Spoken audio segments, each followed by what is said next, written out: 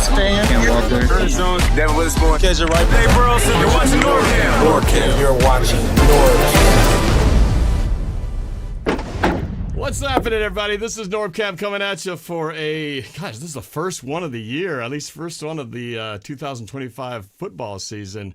Hawks Real Talk with the fellas. I'll bring them on in a second. Well, it's been long overdue, but what a perfect time to do it, because I can't imagine a more perfect weekend to talk about, because from a Seattle perspective anyway, it's been about as good as it's ever been. From every team, I think, professional, from in the Seattle area, it has just been crazy. It's like circle your calendar and go, man, remember this date and time when all lines collided, where the Seahawks were doing good, the Mariners were working their way towards their first World Series, the Kraken started out 3-0, the Sounders were winning, the Huskies beat Rutgers. What a great weekend. Sounders even won. I don't even give a crap about soccer. But hey, we're doing this show, and I'm so glad you guys are with me here to talk, and we're going to just break down some Seahawks, break down some Mariners, and, just share some of our thoughts on here. And so if you guys tune in, feel free to comment.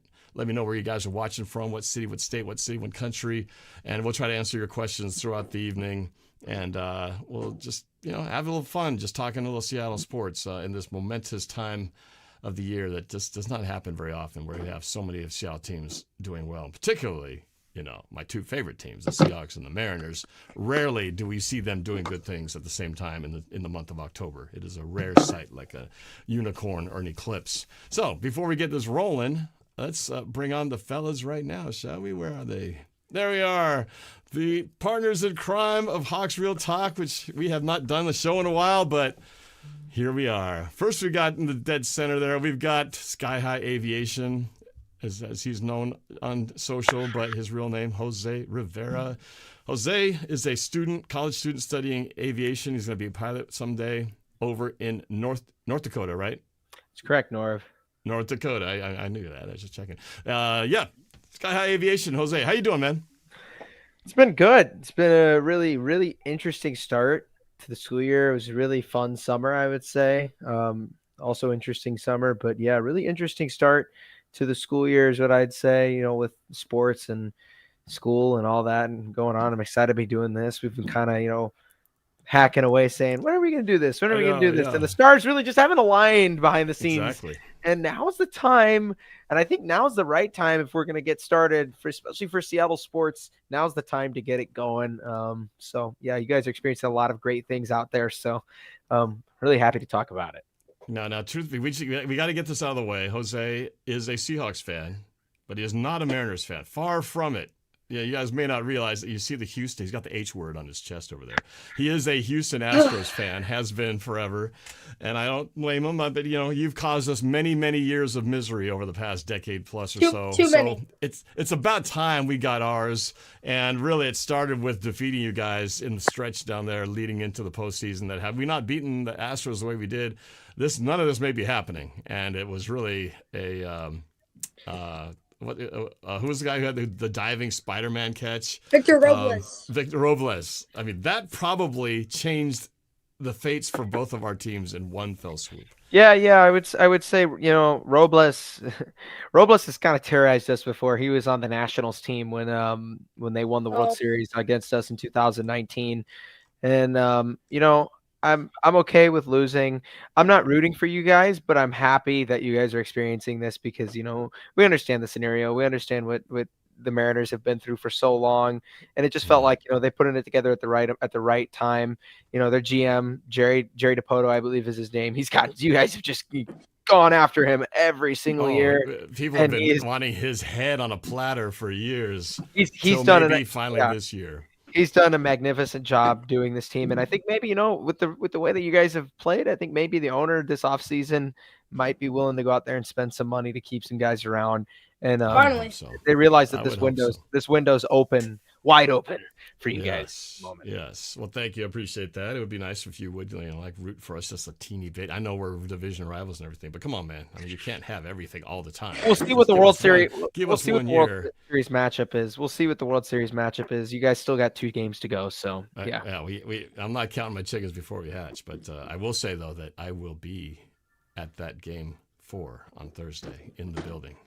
So if there's a chance we win tomorrow, I could potentially be at that historic game that potentially could be the clincher that sends us to the World Series. So You're going to cry like we got to win that tomorrow. We got to win that one tomorrow. All right. I don't want to leave out my other special guest here who's all decked out in both Seahawks and Mariners attire. We got Abel. Abel, what's going on, man? How you been? Better than ever. Yeah, I mean, it's like a very rare occurrence to have the Mariners, just let alone in the month of October, let alone this far in October, and the Seahawks looking good at the same time. Seriously, I think it's doing a lot for the city too. I think it's more than just like sports. Like, there's a lot of people in the city that have been starved of playoff baseball, and yeah, it's awesome to see. It is awesome. And it is, it's funny. It's one of those things where when you lose, you rationalize and say, it's fine. It's just baseball. It's just a game. I mean, who cares? But when you win, you go, man, this has been like transformative. It's something that we've needed and it's galvanized and brought the city together. Sports is more than just a game. It's a community thing and it's my heart and soul. And it's true. Until you lose, then you just tell yourself, it's just baseball. I don't really care. But it is great. This has been something that has been the connection to this particular team, I think, is just really unique. It's like everyone on this team is they're all likable. They're all fun clubhouse guys. You got Julio with his big smile. You got these, guys like Josh Naylor, who just seems like this dude just has only one thing in mind, and that's to win a game. He doesn't care what it takes, but he's going to go out and do it, whether he has to steal a bag or whatever. But the dude just like is going for broke. And of course, having good vibes only back in there, Gino Suarez. It's thank God they got those guys, because without picking those guys up in the midseason, we probably aren't doing this either. So, yeah, it's definitely a fun ride for the city. I mean, 24 years since we've ever had this. I know Abel wasn't born, and Sky High Aviation was probably. Were you a twinkle in your parents' eye yet? No. You weren't even born yet. No. You're right. You guys still had A. You guys still had A-Rod. 19 or 20. No, you're 18 or 19, right? 19. 20. Gosh. 20. Yeah, so you're not even. Yeah, so you guys don't even know. You weren't even around. You weren't even close to being around the last time. I remember. And that was a long time ago. I wasn't married yet. I didn't have kids yet. I mean, a lot of people have. No worries in the world there. Yeah. Anyway, so that's how momentous this thing is and how cool it is. So, but on the flip side of it, we've got the Seahawks who, I don't know about you guys, but I really got sick and tired of reading and watching every vlog, every expert on there, just basically writing the Seahawks off like we're not even a factor. Like, okay, so who do you guys got for the NFC West? Well, again, we know the Seahawks, they're going to be somewhere in the bottom. Maybe Arizona brings it up this year. But, the 49ers are going to probably come back to prominence. And the Rams are going to be, they're going to be fighting for number 1 or 2, number 2. But Seahawks weren't even anyone's afterthought. Everybody just assumed we were going to suck this year. I don't know anybody who gave us a chance, besides ourselves. And it's pretty cool to see what the Seattle Seahawks have been able to do this season. Give me guys as your take just on what you've seen so far about the Seahawks. What surprised you? What have you seen that you kind of expected? What was your unexpected thing? Just give me your 35,000 cruising altitude feet of what you've seen of this team so far in the first 5 games? 6 games. No, we played 6 games, right? 4-2. 4-2. Yeah. Let's start. Abel, we'll start with you. We'll go the youngster in the group. Abel, give me your take on what you've liked about this team and just how it hits you 6 games in. Yeah, I think overall, other than Tampa Bay, our defense has looked pretty dominant. And this past week in Jacksonville, our defense looked, unstoppable. And that was without, Devin Witherspoon, Julian Love, and I think another guy. So it is very nice to see this defense shutting down opposing offenses and forcing turnovers. Obviously, not much in Jacksonville, but it's great to see this defense really coming out of its own with these young guys, and then the offense too. Sam Darnold looks pretty good. Wish we could have seen more out of K9 throughout these 6 weeks, but the offense looks good too. JSN is showing out his superstar wide receiver, and now people are finally seeing it.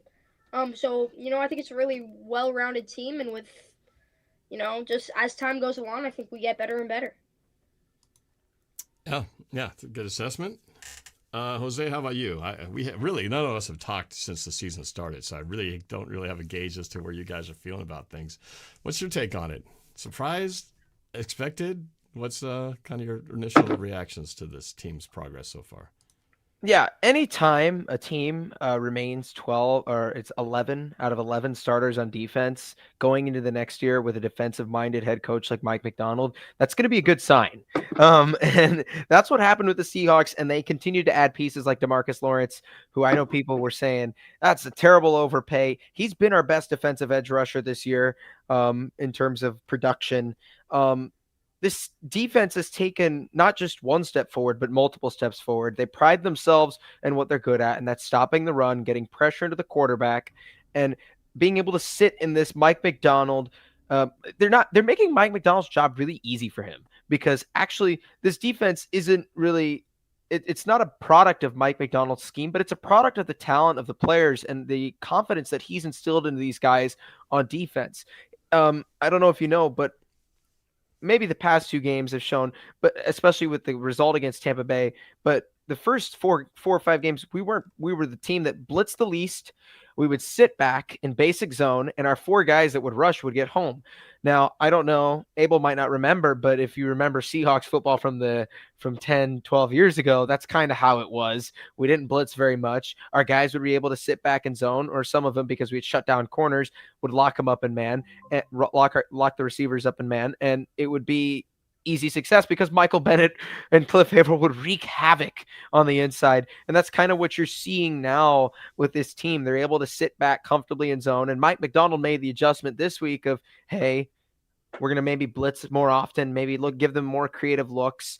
And from the defensive side, that's great, because you know that the adjustments are being made, and that from a basic standpoint, they have the ability to be dominant. And that's what you want to see, because if you know that they have the ability to be dominant out of that, just out of that shell that they are in, especially through those first few games, then when they start making those adjustments, when teams start, I guess, adjusting to them as well, they're going to be step ahead in terms of making the adjustments and going out and attacking those defenses. And honestly, with the way that the first 6 games have played out in this NFL season for the defense,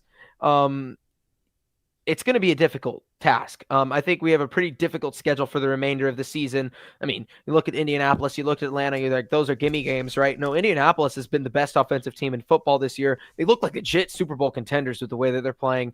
Atlanta, Raheem Morris's scheme has really settled in. Their defense looks good. Bijan Robinson has turned into a top 5 player in the league.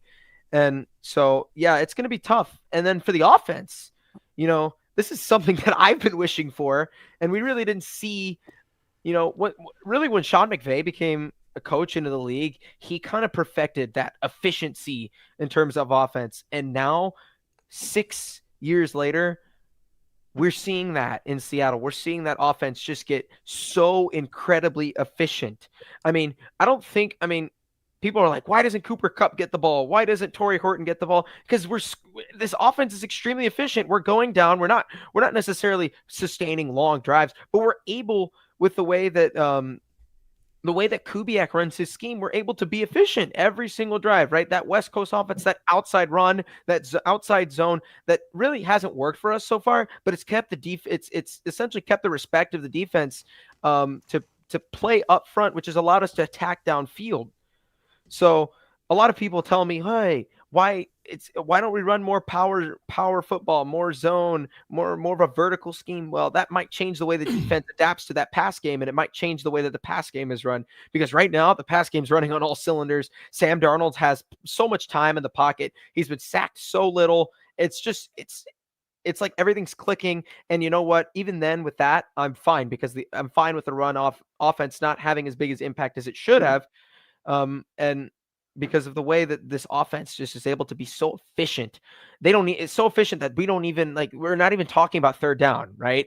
Because they're not getting themselves into third down and longs every single time. And even if they're going 0 for 8 in the first half on third down, it's third down and short, but the defense is still able to get out. It's just such good complementary football and trust within each other. And this team's a top 5 team in the NFL. We should be 6-0 right now. I was going to start by saying that myself, that we should be 6-0. It's not one of those like hopeful 6-0s where you go, we know if we'd only done this and we caught that ball, if we didn't drop that one, if we didn't have the holding penalty, we would be 6-0. No, we were one turnover at the worst possible time in 2 different games that were not 6-0. Like we were gonna beat the 49ers in that opening game. That was our game to be had, and that freaking Nick Bosa pushing Abe Lucas into the quarterback's lap and knocking the ball out of his hand. I mean, that was just a great play by him. But if he'd had all 4 downs, we were getting in that end zone.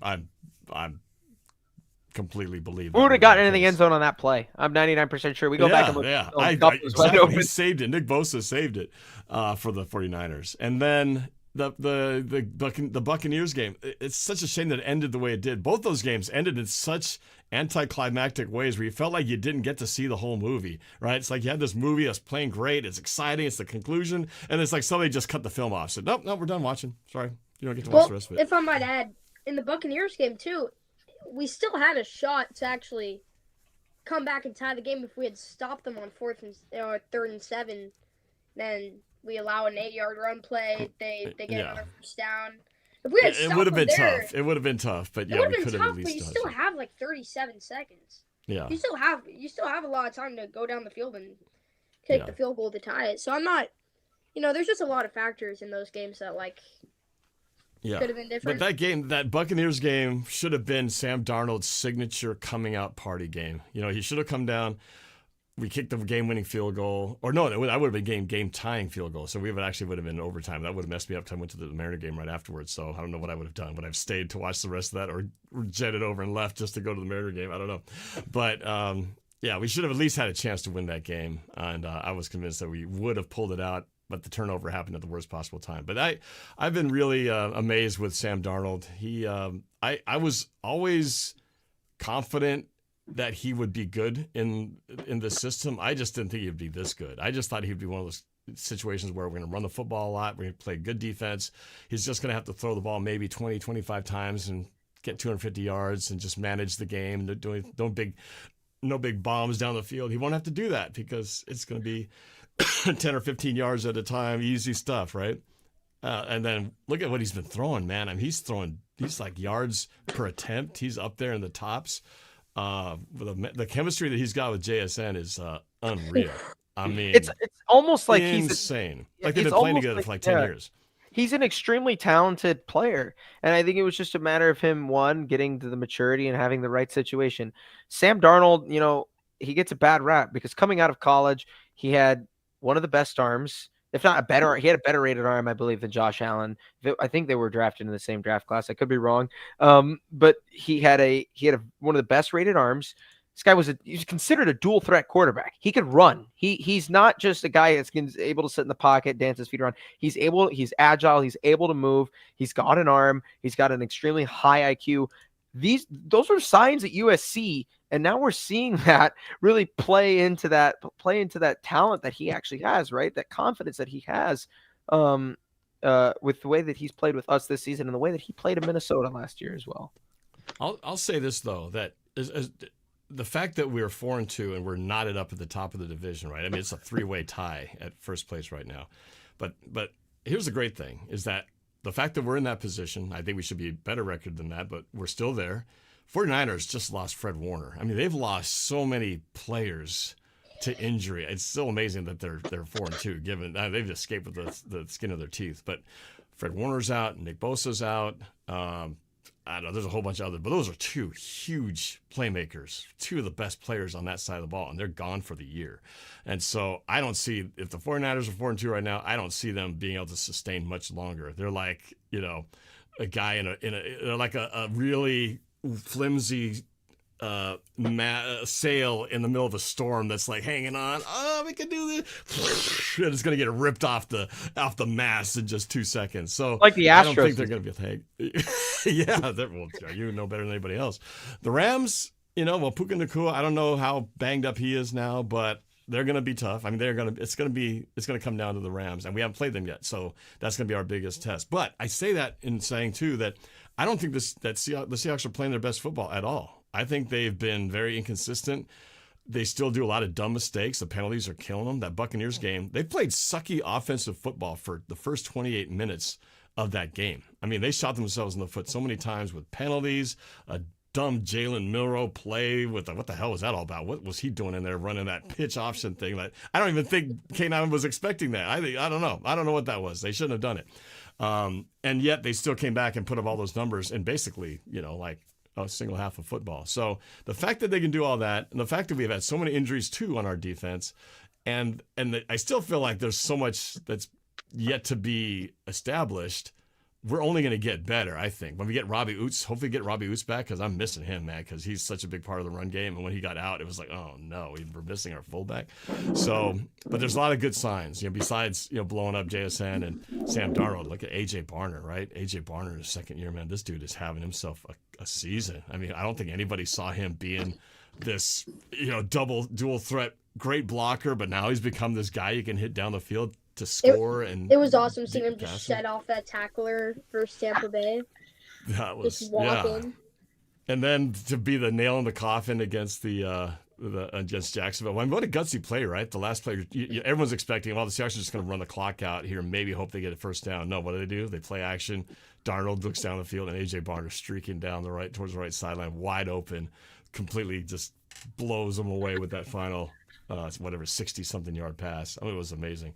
So they have a lot of work to do. They're still having some penalties. I think defensively, how many, with the injuries, there were some boneheaded, secondary problems. We had 13 men on the field at one point against Jacksonville. We had two guys covering the same dude standing in the flat while they let another receiver go empty into the end zone. So we're still making a lot of mistakes, but I think they're going to clean that up, and then we're going to just get better. So that's what's nice about it. It's not like you're feeling like, well, this is the best we got, and we're really hanging on. This is a team that's playing well, and we're still not even that good yet.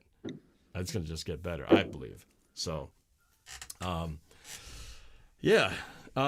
standout surprise player for you guys? We could talk all day about JSN and Sam Darnold and A.J. Barner, but how about maybe more unsung heroes that have been a little bit of a surprise to you? Anyone able that stands out as, someone like, wow, where did he come from? This has been a great year for him. Maybe, I didn't even know him coming into the season. I don't even know his first name. Kendrick? Oh, the guy we picked up from the Rams, right? Yeah, secondary guy? Yeah, so he should be playing with him, well. Throughout the games I've actually been watching him, and sometimes he'll maybe make a bad play in coverage, or he'll fall back a little bit, but he's just playing the ball really well. He's constantly tracking it down, and he gives me a little bit of Riq Woolen vibes, because Woolen's issue is he'll play 5 yards off the guy. I say this all the time. He'll play 5 yards off the guy, hoping to just jump the route and get a pick every time. And then with a good QB who reads that, he gets it out at the right time, and then it's a 15-yard play. I just see a little bit of that, but I also see, a ball hawk. So he showed out. He's had a couple interceptions, made some good plays, and he's changed some games. Henry Hitchens brought up Josh Jobe. He has been. That was my other one. He's been a pleasant surprise. Yeah. I'm so disappointed to be repeatedly disappointed in Riq Woolen, because I want so badly for him to be what he was the first year, and I don't know what's up, man. It's ever since did he even play on Sunday? No, he was out. Well, he was injured. Oh wait, yeah. I was like, yeah. But, we don't know. Did he even play because he didn't play, or did he just not play? Yeah, just right off the bat too in the season. It was that last drive for the Niners, and he just. It's good being a ball hawk. It's good being a ball hawk, but you got to play coverage too. Sometimes an interception is not the best outcome of a play. Or it is, but, it's not the one you should be going for every single time. And that's why I like Jobe. I think he's been forcing incompletions any way he can. So I think him and then our other cornerback has been big when Witherspoon's out. So those are my two guys. Yeah, Reek Woolen. I think he needs to change his name back to what it was, right? Tariq. Tariq. Ever since he changed it to Reek, that's how his play has been. It kind of reeks. So he needs to go back to Tariq to undo the reek of the of his play lately. How about you, Jose? Anybody stand out that you've been really impressed by that has had a great year this year, who maybe was not someone you would have expected before the season started?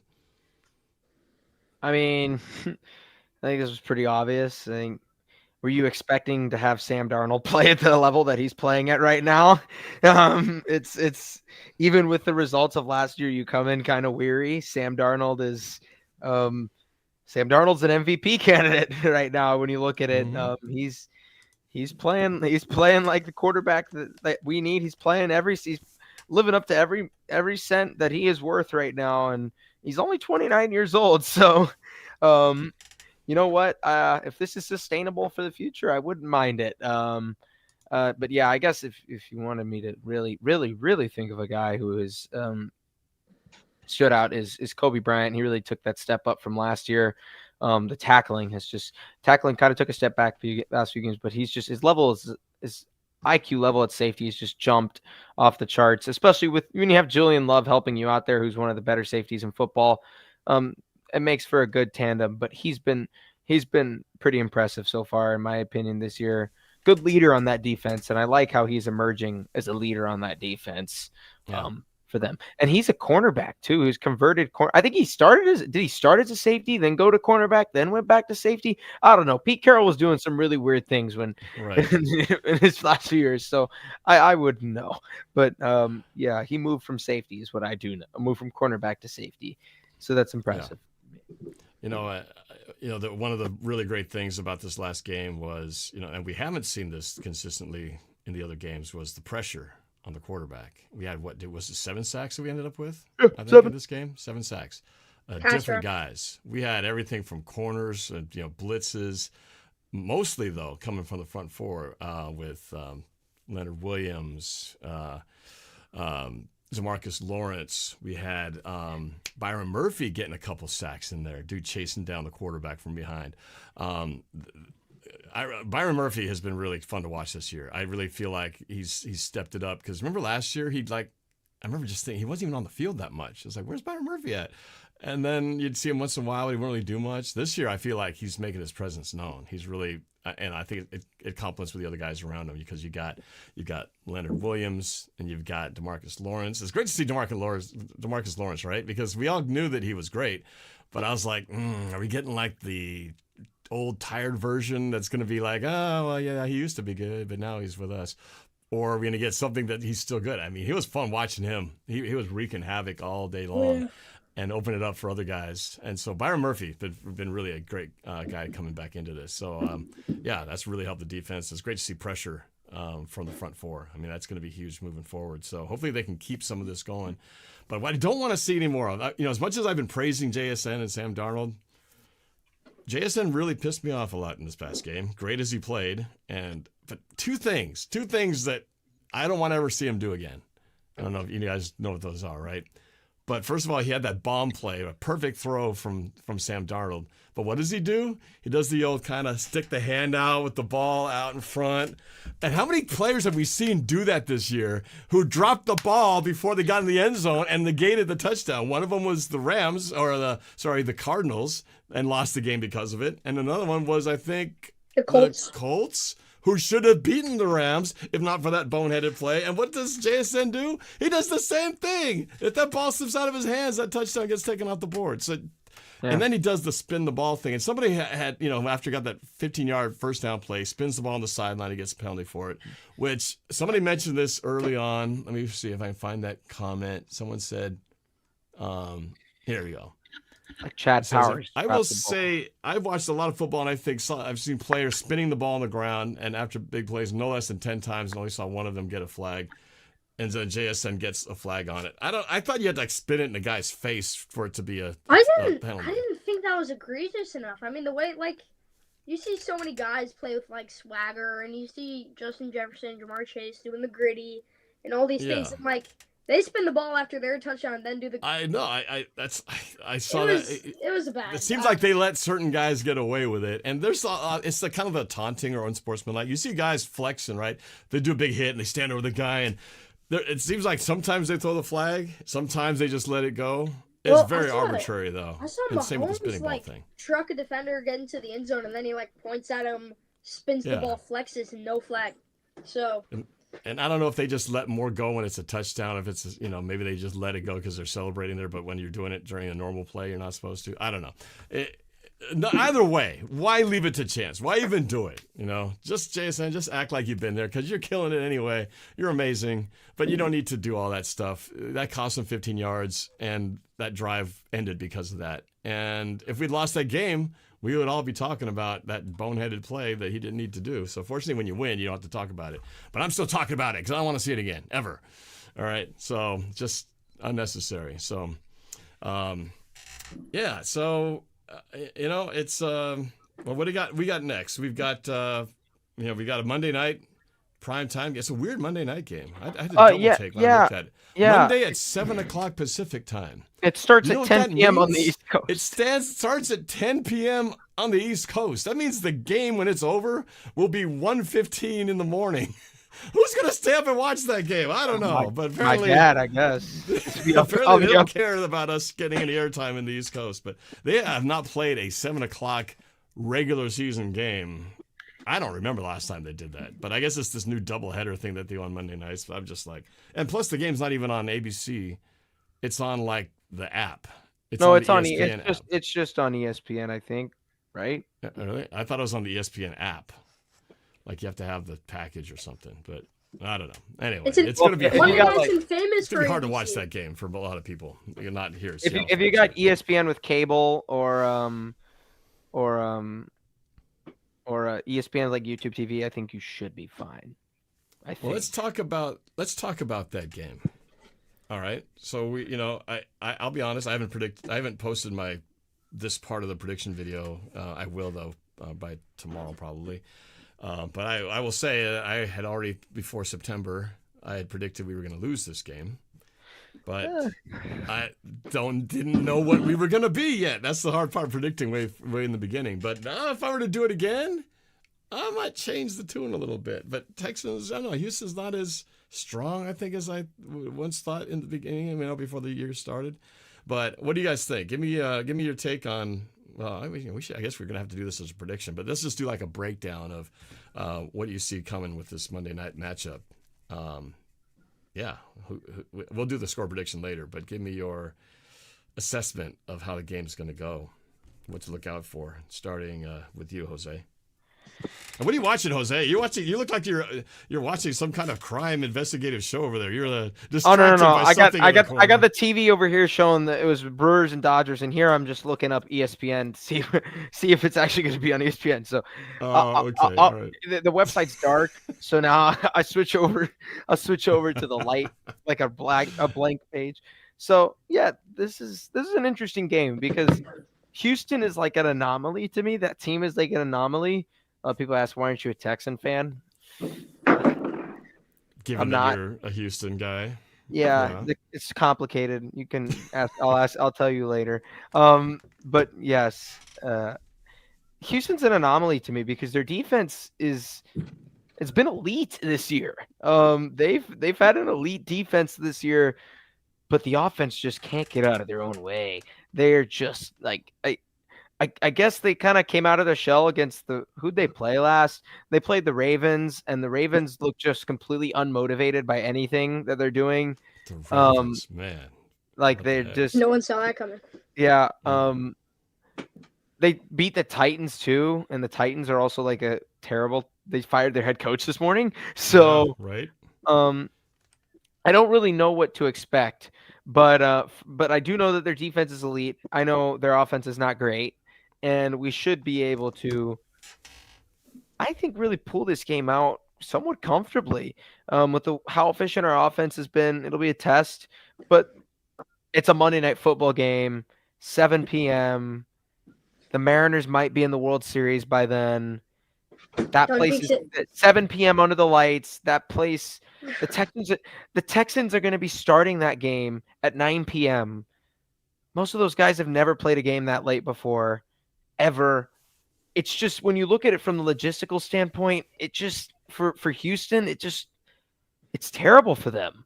They're going to be playing at night in the dark. Those guys are going to be kind of little. It's going to be cold, and it's going to be cold in the elements. They're the elements, used to the comforts of the indoor arena yeah, for them. Yeah. They're playing in the cold and the elements at night, 2 hours behind their time, and they're playing the top on top of that is it's a primetime game in Seattle, which means, and it starts later, which means the fans, there's not going to be any excuses for fans showing up late.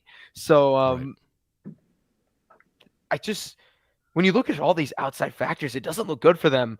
I think we're going to have our defense might have our way with their offense. CJ Stroud just can't be protected.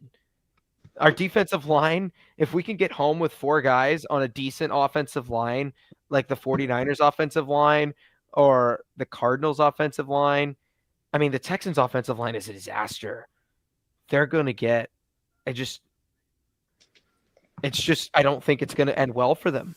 All these factors protruding, people, I mean, have optimism all you want for them, but it's not going to be good. I think the offense is going to really, it might not be a great game for the offense, but they're going to do enough, right? And the defense, I think, is just going to, especially if we get Spoon and Love back this week, which I have no clue. They decided not to practice today. So, I have no clue what their injury status is, but right. I think this is a good confidence booster game. I like this a lot.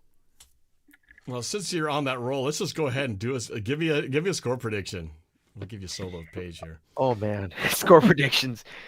Oh, you remember my old score predictions? Yeah, should I just go lights out?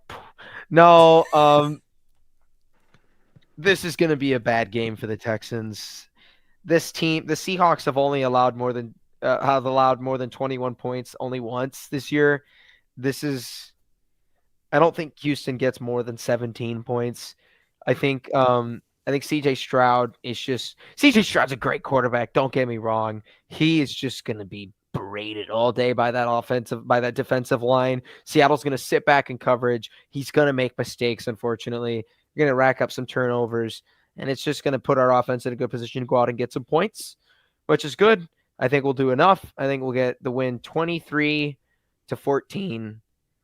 That'll keep us enough to put us possibly in first place. Who knows? So, 23-14. Okay.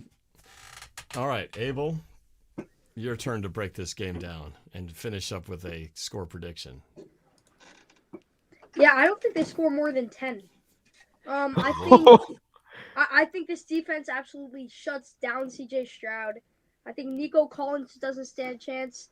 I think their running game doesn't stand a chance. I think they're gonna get torn up. I know the Mariners haven't played great at home, but we will on Monday because Texans aren't ready for Seattle. So final score prediction: we got 27-10. Mariners destroy the Texans. Mariners. Yeah. Whoa! I know where your head's at. But that's okay. We're all kind of got Mariners on the brain right now. So, all right. Well, I'm going to do a little flip of my initial prediction, but not completely. So when I did my Seahawks prediction video, I said that we were going to lose this game by the score of 33-27. But I want to change that up a little bit. I think that Seattle is better than I thought they were going to be. Houston is not as strong as I thought once that they were going to be, as shown by their record. However, it's sad that we are now at a point where I actually think the Seahawks have a better chance on the road than at home. And they have been dominant on the road, and they suck at home. And it's hard to understand given the history and where we've seen this team's relationship with home field advantage. We have no home field advantage. And I feel like that's going to factor in. I've seen it too much to even believe that we can provide that advantage. It's become a home field disadvantage. I hope that's going to change sometime at this point with this season, but it has not been the case. I've watched too many games at home being lost, and it's been a frustrating thing to see. And it seems like we make mistakes at the worst possible time and penalties. So I'm afraid some of that stuff's going to rear its ugly head because we are not been clear of that. I've seen it. Even when we've won with some ugly stuff happening. We saw it last game as well. So I think we're still going to be growing out of all that. We're still going to have some injuries that'll be frustrating to have to deal with. I think this game is going to be closer than anybody wants it to be. I think it's going to be higher scoring than anybody wants it to be because our defense has not yet been consistent enough to show that they can put pressure on the quarterback every game, that they can keep the score down low every game. And offensively, sometimes we hit these great moments, and then we had spurts like at the end of the fourth quarter, even against Jacksonville.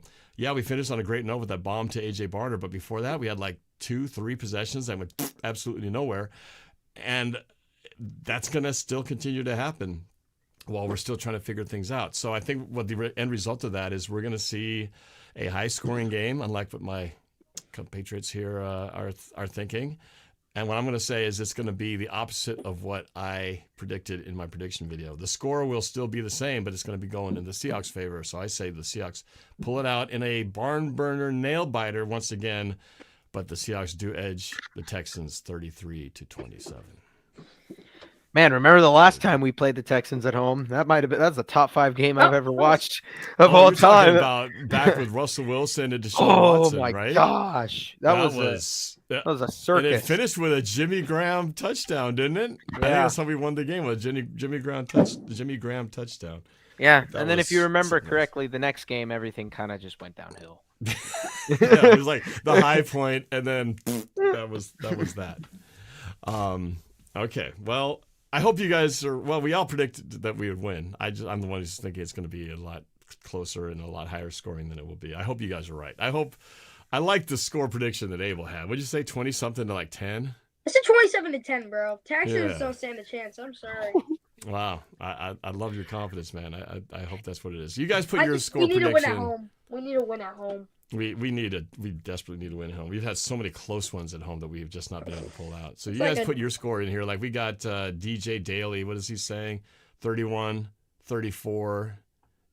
Seattle wins in overtime. I don't think their offense is that strong to put up 30-31. That's weird because last year they were really good.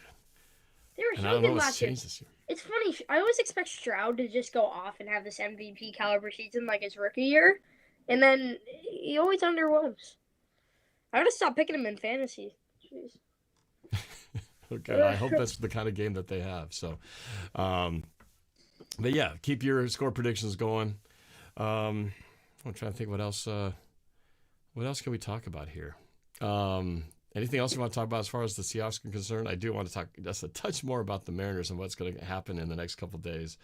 But like I said earlier, I will be at Game 4 Thursday night, potentially the game that could be the one that sends the Mariners to the first ever World Series if they can get a win tomorrow. If they get a win, it's going to be off the hook tomorrow no matter what. I mean, this city is about ready to explode. I mean, they're going to go crazy bringing them home, having won those 2 games in Toronto, and if they win tomorrow, Thursday is going to be freaking epic. Bro, so I was at Game 5 with my dad, and I tell you, it was.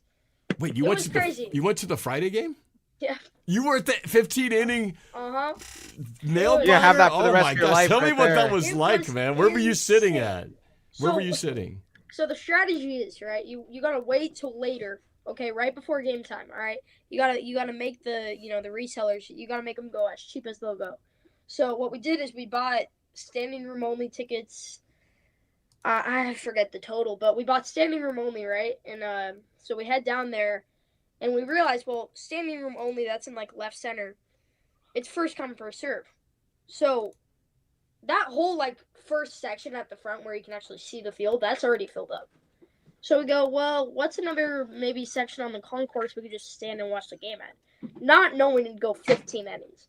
We walk up by J-Rod squad, right? And we say, all right, this is where we're gonna be. So we basically are standing above the main level seats at like in left center. So we're just standing behind that section the whole game. And yeah, we didn't take a seat for 5 hours. I didn't realize they had standing room only seats at the Mariners games. I see them. I walk by them all the time in Lumen Field. I didn't know they had those. Well, you'll notice them. They're kind of right by the pen. And yeah. Like by the fence that overlooks the. Yeah, they Yeah, I got mean, they got they some hit out by they the hit big home runs there. the big ribbon board that they have out in the left Okay. field. Over I just by didn't know the- there. See, I just thought people It's just like like right hanging out there. underneath where they have the retired players' numbers, or not the Okay. like retired numbers. Yeah, the Hall of the Mariners Hall Yeah. of Fame type. You'll numbers, yeah. see it when you go to Game 4. Okay. All right. So that's where you watched the game from. to the Yeah, left I of the mean, batter's well, eye. There you well, go. we went to the right Yeah, of that yeah, because it was yeah. already filled up, so we went above J-Rod's squad. It was insane though. Wow. Truly. Just to have been there. What an amazing No, yeah, I'll experience. hold I that was for the rest of my life.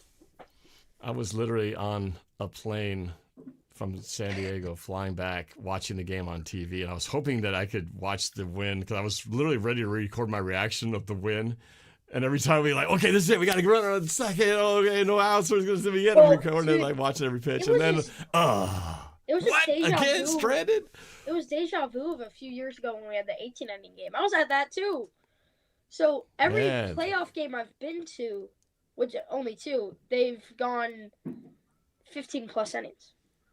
That's crazy. It's Yeah, I know the 18 plus one. Man, Your that was dad nuts, must man. be so upset they probably stopped selling beer after the 7th inning. So They did. They don't sell beer after that point. So if you're planning to keep drinking, it's like no, you're gonna sit down with no beer for another 8 innings, which is yeah, crazy. it's crazy.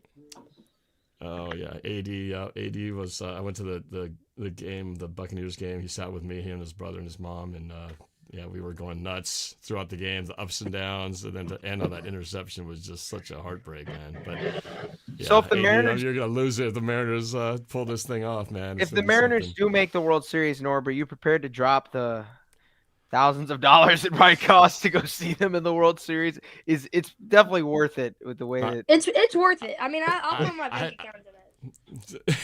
Easy for you to say. You're not the one paying for it at this point, bro. But I'm gonna have to talk my dad into No. it. You know, say, hey, Dad, let's go. I saved up birthday money and Christmas money.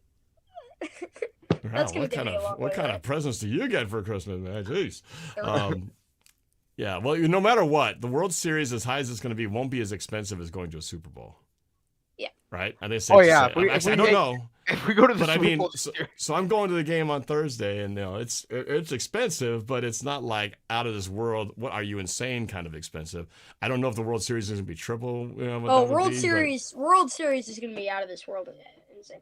But What's my mom Oh, what is made this? It's a painting of Cal Raleigh. Wait, Jumper. you made that? No, my mom. That's what She's the they same- did. Whoa! she's Back the that same up. one- Wait, she make that one in the back too? Yeah, she Damn, made your that mom's got Cam- skills. Cam Wow, I didn't know your Newton. mom was a painter. Pull that. That's awesome, man. Yeah, and that's Wow. maybe we get that to Cal or something. And it's like, well, you You guys should- get tickets. Are you going to any? Are you going to any of the games this week? Maybe we might do what we did with Game 5 and just wait until the last minute and then Yeah, you should bring that with you and see if you can I get them to know. sign it or something. I bet if you had that, you show that you get some TV time with that thing. yeah, man, it's awesome, That's amazing. Wow, crazy. that's really cool. So you might be going too, huh? Fingers Yeah. crossed. Fingers Well, crossed. I think that it's if they do make it to the World Series, it's hard not to want to go to at least one of the games because they only go for the first time once. Well, gosh, it may never happen again. It may not, but you only go the first time. Just like when me and my dad got to go to the Super Bowl that they won for the first time. You only win it the first time, one time. I'm confident Seattle will go to another Super Bowl someday, but it'll never be the first time again. There's only that one first time. I'm just glad, out of all the games in the divisional series to go to, we picked Game 5. I just feel bad for the people that went, Game 1 and yeah, that one was very disappointing. That's when I thought the series was over. That would have been a bummer. Just Game like one- basically what game Toronto one and went through the game last 2 four- days.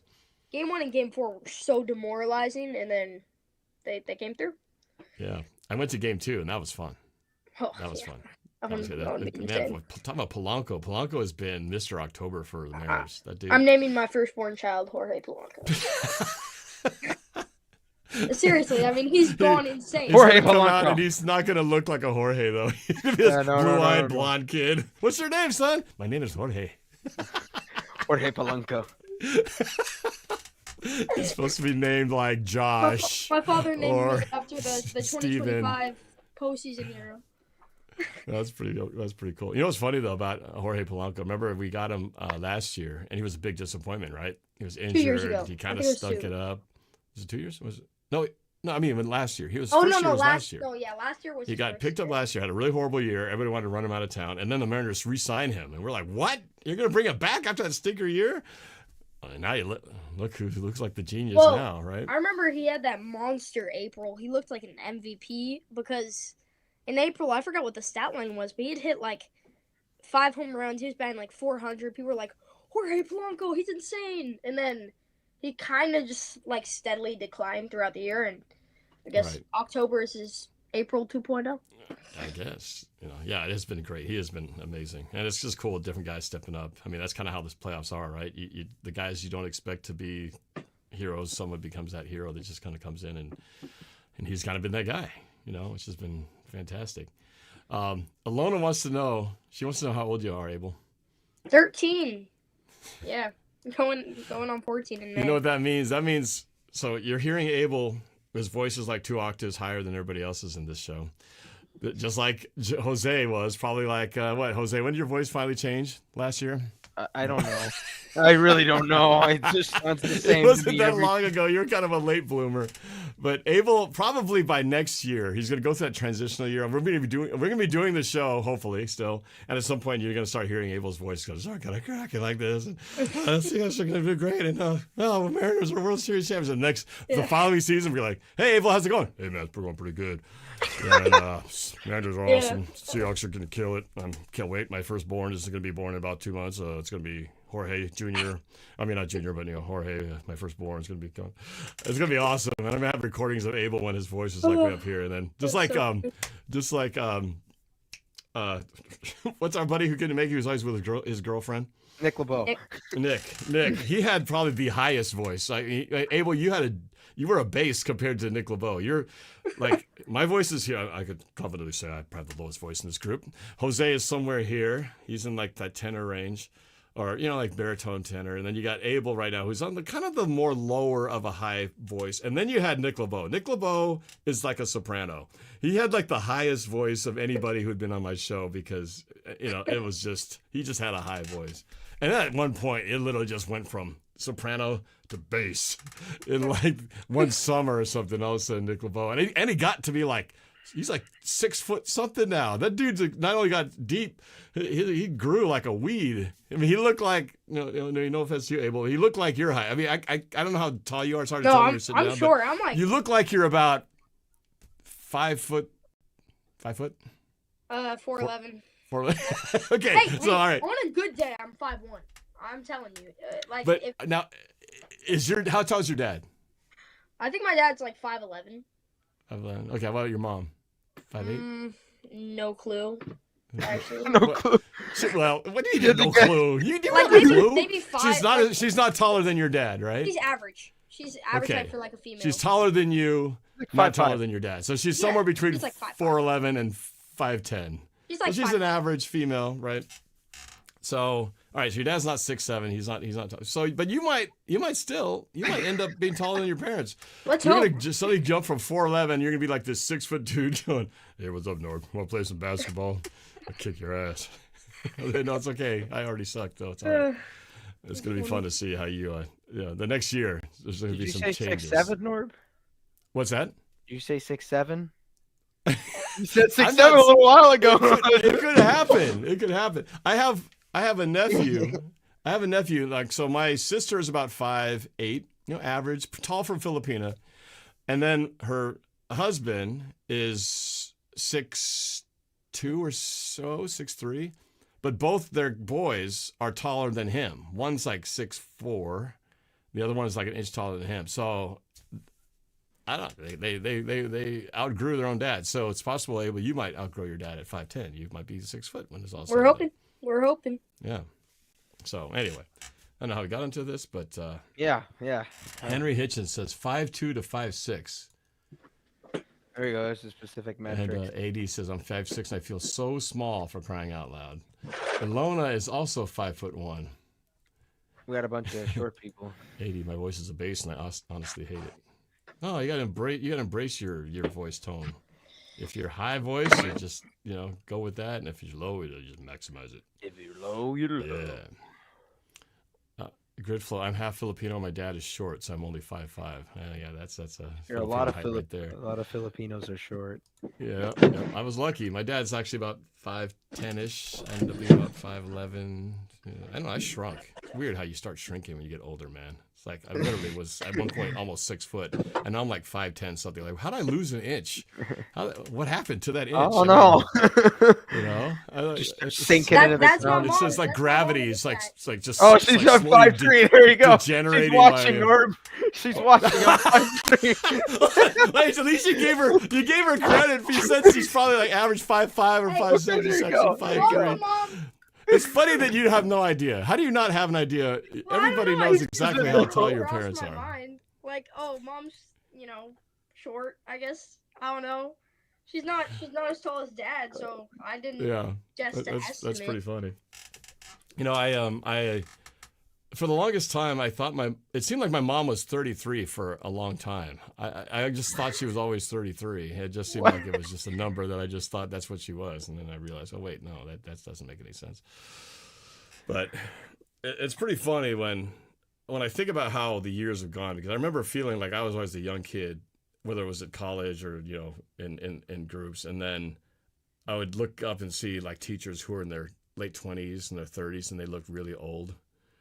And now those people who are 20s and 30s look like little kids to me. And yet when I was a kid, they looked like they were ancient. Someone who's 50, they're like a decrepit old dinosaur about to kick the bucket, So now I'm that. I'm the decrepit old dinosaur Heaven forbid who's about to kick anyone the above bucket. 65. It's really weird because I'll see like sixth graders.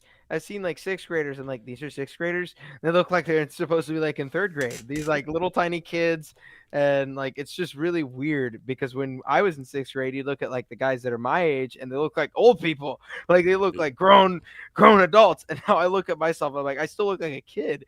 And You do look like a kid. these sixth graders look like they belong in like a preschool or something. Like it's crazy.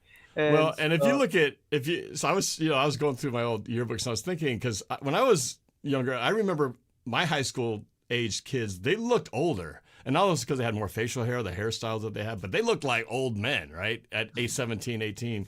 Because I look at these kids now, I go, is it just me, or do kids these days just look younger? Like you're saying, they just look like younger versions.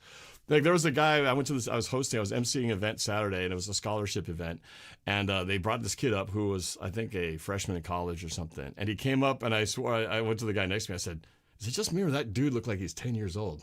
I mean, he looked like he was just out of elementary school, and he was just getting into college. I was like, that can't be right. And he was. But, I wanted to say, so your mom is watching. Heather's watching. Hi, Heather. Thanks for watching. Did she bring that picture in to you? Huh? Did she bring that painting to you, or were you just already did you already have it in your room? No, she wanted me to show it to you guys. Yeah, no. I wanted to make sure she knew that that her painting skills is amazing. I can't believe I didn't know that she had that. You never mentioned it in all the times we've been doing this show. Why am I only finding out now that your mom is this awesome painter? Is this just something she does for fun, or does she do this like professionally? She owns a business. It's a Heart Gallery Paint and Sip. So it's like a bar, but then you paint too. So you can order a drink and then paint while. That sounds like, fun. You mean customers come in and they paint? Yeah, my mom sounds teaches fun. how to paint. Yeah. Wait. So does she run it, and she's like has everybody doing it? But she paints as well. But she's like the lead. She basically is like on the stage with a canvas, and then she's following people, or she's like instructing people how to paint. So that, and then you go to the bar and you get a drink, and then you come back, and it's pretty fun. It's a good time.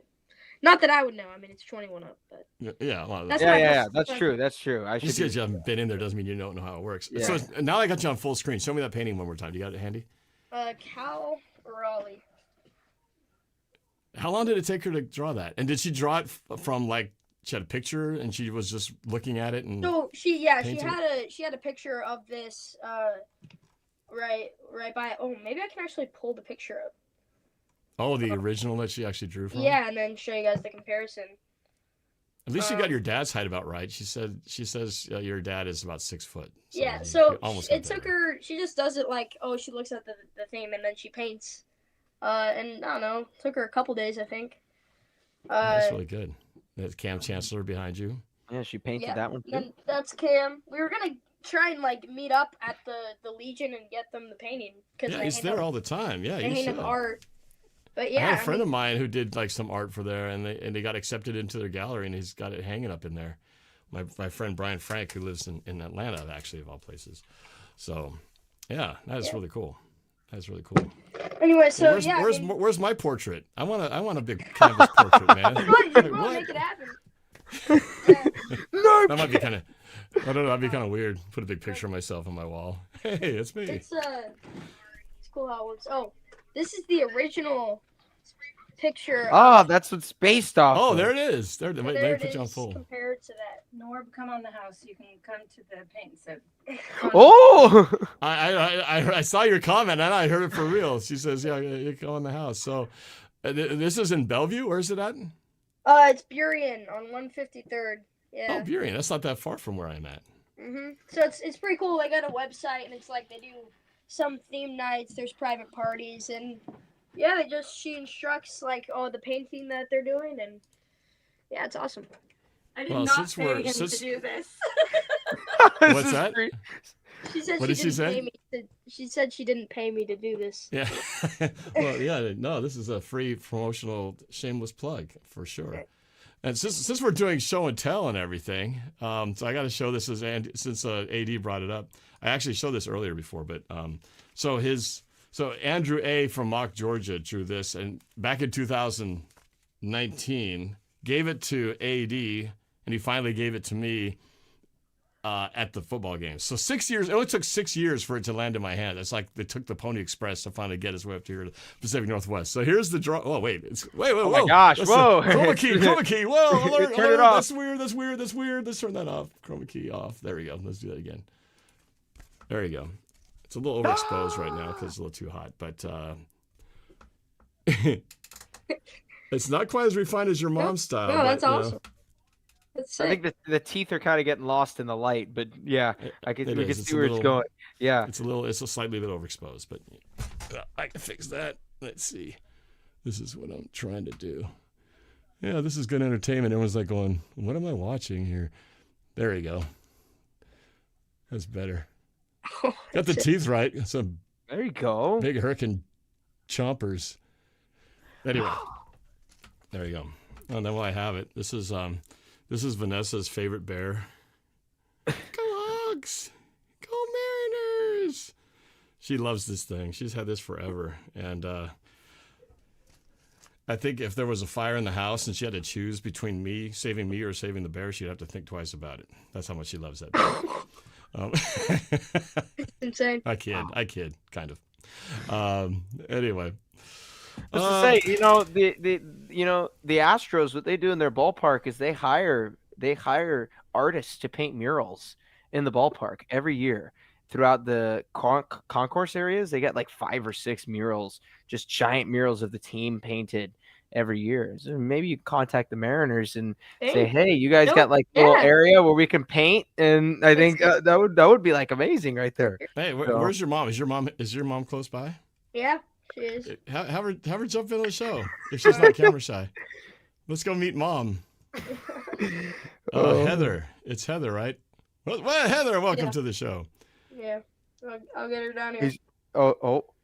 He's I'm summoning me. pumped up because tomorrow, like early in the morning, I get to go on Keen 5 News, and I get Wait, what? I get to talk. What are you about gonna do? Talk about the Mariners? Yeah. No way. It's Are you going to the studio? Or where are you gonna do it at? Celebrity It's right here. Seattle. It's over. I think it's the studio right by the park. Yeah, they're right across the street from T-Mobile. Yeah, so it'll be. So you're like gonna go down to around- the station and actually be on camera? Yep, I get to miss the Right first on. 3 periods of school. Oh yes, that's the best That's the part best right part there. about it. Oh, yeah. Excused absence and- field trip. Here's All the- right, we're about to have a celebrity experience here. We're gonna meet the mom of Abel. It's Heather. Heather Pasley. Where is she? Get in the show. You got invited. Come on, Heather. Don't be shy. Oh, We want to meet the Hi. artiste in person. hi. Hi, Heather. How are you? I'm good. Thanks for having my son, man. He's Oh, he's pretty knowledgeable, and I'm excited that he gets to do this. It's so cool. Are you going down to the station? Are you taking him down tomorrow? Yeah, I'll drive him down. I mean, here's the weird thing, man. We didn't. Wow, I am killing the game right now. I love that we didn't orchestrate any of this. Like, No, this whole just show has called been the show. completely, non-scripted. I Yeah. literally turned it on, got everybody to say, "Okay, well, guys, we're going on in 30 seconds. You guys ready?" No Well, plan. We're just gonna wing it. What's funny is Abel would call, or he would contact your show, and it was just a part of his rhythm of watching games and interacting with you. And so it's just been cool that, I mean, all his giftings have been able to kind of come out, and it hasn't been like, oh, we planned or auditioned or just, I don't know. I just love that he's gotten to you are so silly.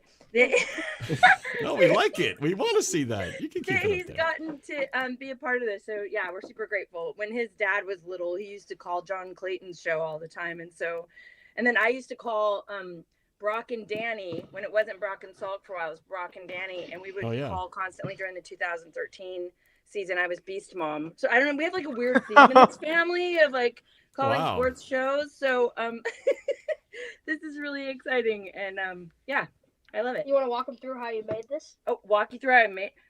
It actually, we were trying to do an Instagram post for the Heart Gallery, and so I just rocked out a painting an hour and a half or so because I didn't. If you look close, That took an hour and a half. Step I need to work on. By the way, Heart Gallery is the name of the painting. So. The Heart Gallery paint. You are just the best. Oh, thank you. Is what I want to say. Yeah, I love painting sports figures. I love painting music artists and stuff. So yeah, it's super fun. I got to give Marshawn to Marshawn, which was kind of fun. So Wow. I get inspired around, when the season is just killing I it still like think you this. should try to give Cam to Cam. Give Cam to Cam? A little Cam to Cam? In the league. Oh or yeah, something. when they got their whole Legion Cow to bar, I cow. bet they could find a place to put that up there. That's a big one though, right? That's a big painting. It's a 16 by 20. I think it's more daunting. No, I on mean the the screen. Cam one behind you. Oh the yeah, Cam the Chancellor one. Cam That was a one's big one. Freaking Bam Bam monster. That's Yeah, on the a, deep that's is you're gonna need a whole terrifying. wall space for It's that actually one. gonna harm me, but in a good way. In a good way. So tell me, since Abel kind of mentioned it, but now I got the actual person who runs this. Tell me about this painting bar. What's it called? Where is it at? And how does it work? Why? Oh, I just adore you. This is awesome. I look like a Fraggle. Look like Fraggle Rock. That's what we're doing here, and I'm okay with that. I'm gonna fully embrace what's happening. Just talk about Okay, yeah, that's what I'm gonna do. The Heart Gallery Paint and Sip. It's in Burien on 153rd, as Abel said, and it's just a couple hours. Thursday, Friday, Saturdays, public events, and then we do private parties, and it's just music and painting and wine and beer and ciders and soda if you prefer. And yeah, we just help people put their shoulders down and do some creating, and it's super fun. And I love it. And there's lots of music. I love that part of it too. And what's it called again? The Heart Gallery Paint and Sip. The Heart Gallery The Paint Hearts and Gallery. Sip. Hearts Gallery. Okay, the Heart Gallery. And how long have you had that business? We opened right before COVID because that's what you do. We Oh, opened so you 3 opened it and months- had to shut it down immediately. Yeah, it was basically just 2019? a hellscape for a couple of years, but we hung on, and yeah, we're still standing, so it's a big deal. And our kids have been super supportive. Abel helped put in the floors. They've all Wow. been. It's a family business in a big way. And my husband who's just the best in the world.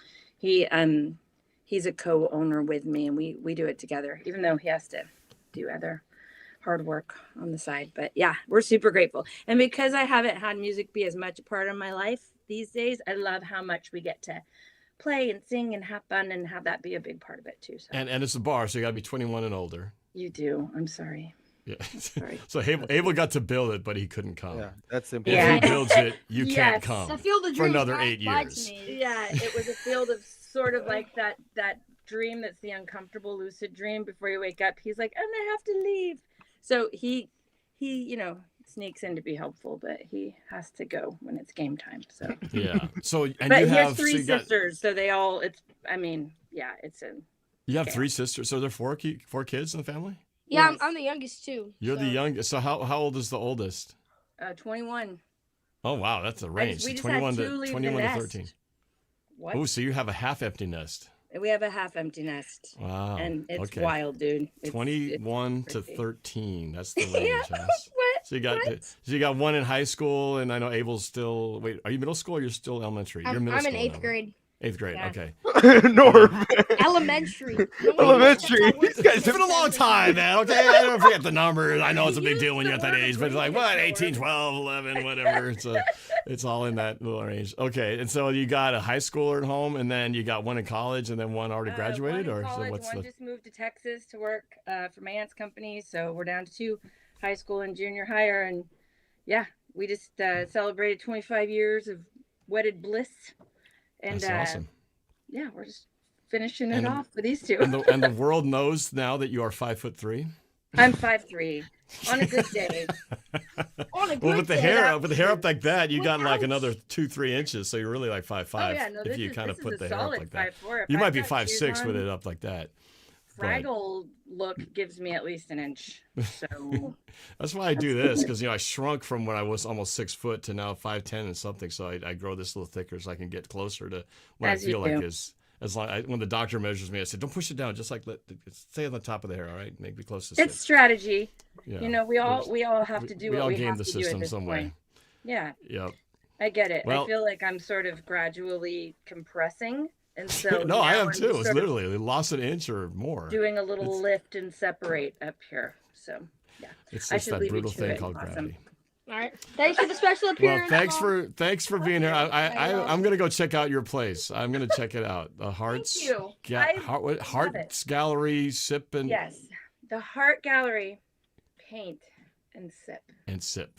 Heart Yes. Gallery Paint and Sip. Okay, It's I'm really gonna check fun. that out. It's a good date night, good family party, good at all the things at Mhm. once. Yeah. Yes. Love your mom. Get I your love painting on. I haven't painted in a long time. The only painting I've been what's doing is for in dinner? Photoshop. I made chicken, wild rice, and some broccoli and cauliflower. Okay. There you go. Oh, you got food. You got dinner, late dinner waiting for you. It's 8:45 already. I haven't All eaten right. yet Well, either. Norm. special guest appearance from Heather Pasley of Heart Gallery Paint and Sip. Mhm. Check that out, especially if you're ever in the Burien area. Yeah. When I turn Okay, well- 21, I'll make that my first visit right there. Heck yeah. All It's right. awesome. I'll go ahead and So paint. I see that Tyler P has been dying to get on here. You want to send him the link? We'll accommodate. Oh Send yeah, him I'll the figure link. it out. Yeah, I got it. Oh yeah, 1,500 Uh, messages. No, I'm just kidding. Well, I hope He's you make it, begging. Abel. If you go Thursday, let me know because For sure. maybe we can meet up Oh, at yeah. Yeah, we some meet spot up. over there or something. But I'm Mhm. I can't wait. I can't wait. Let's it's gonna go. be. I Go hope tomorrow Mariners. goes well. I know the city will be electric. The place is going to be off the charts. Everyone's going to be screaming, standing.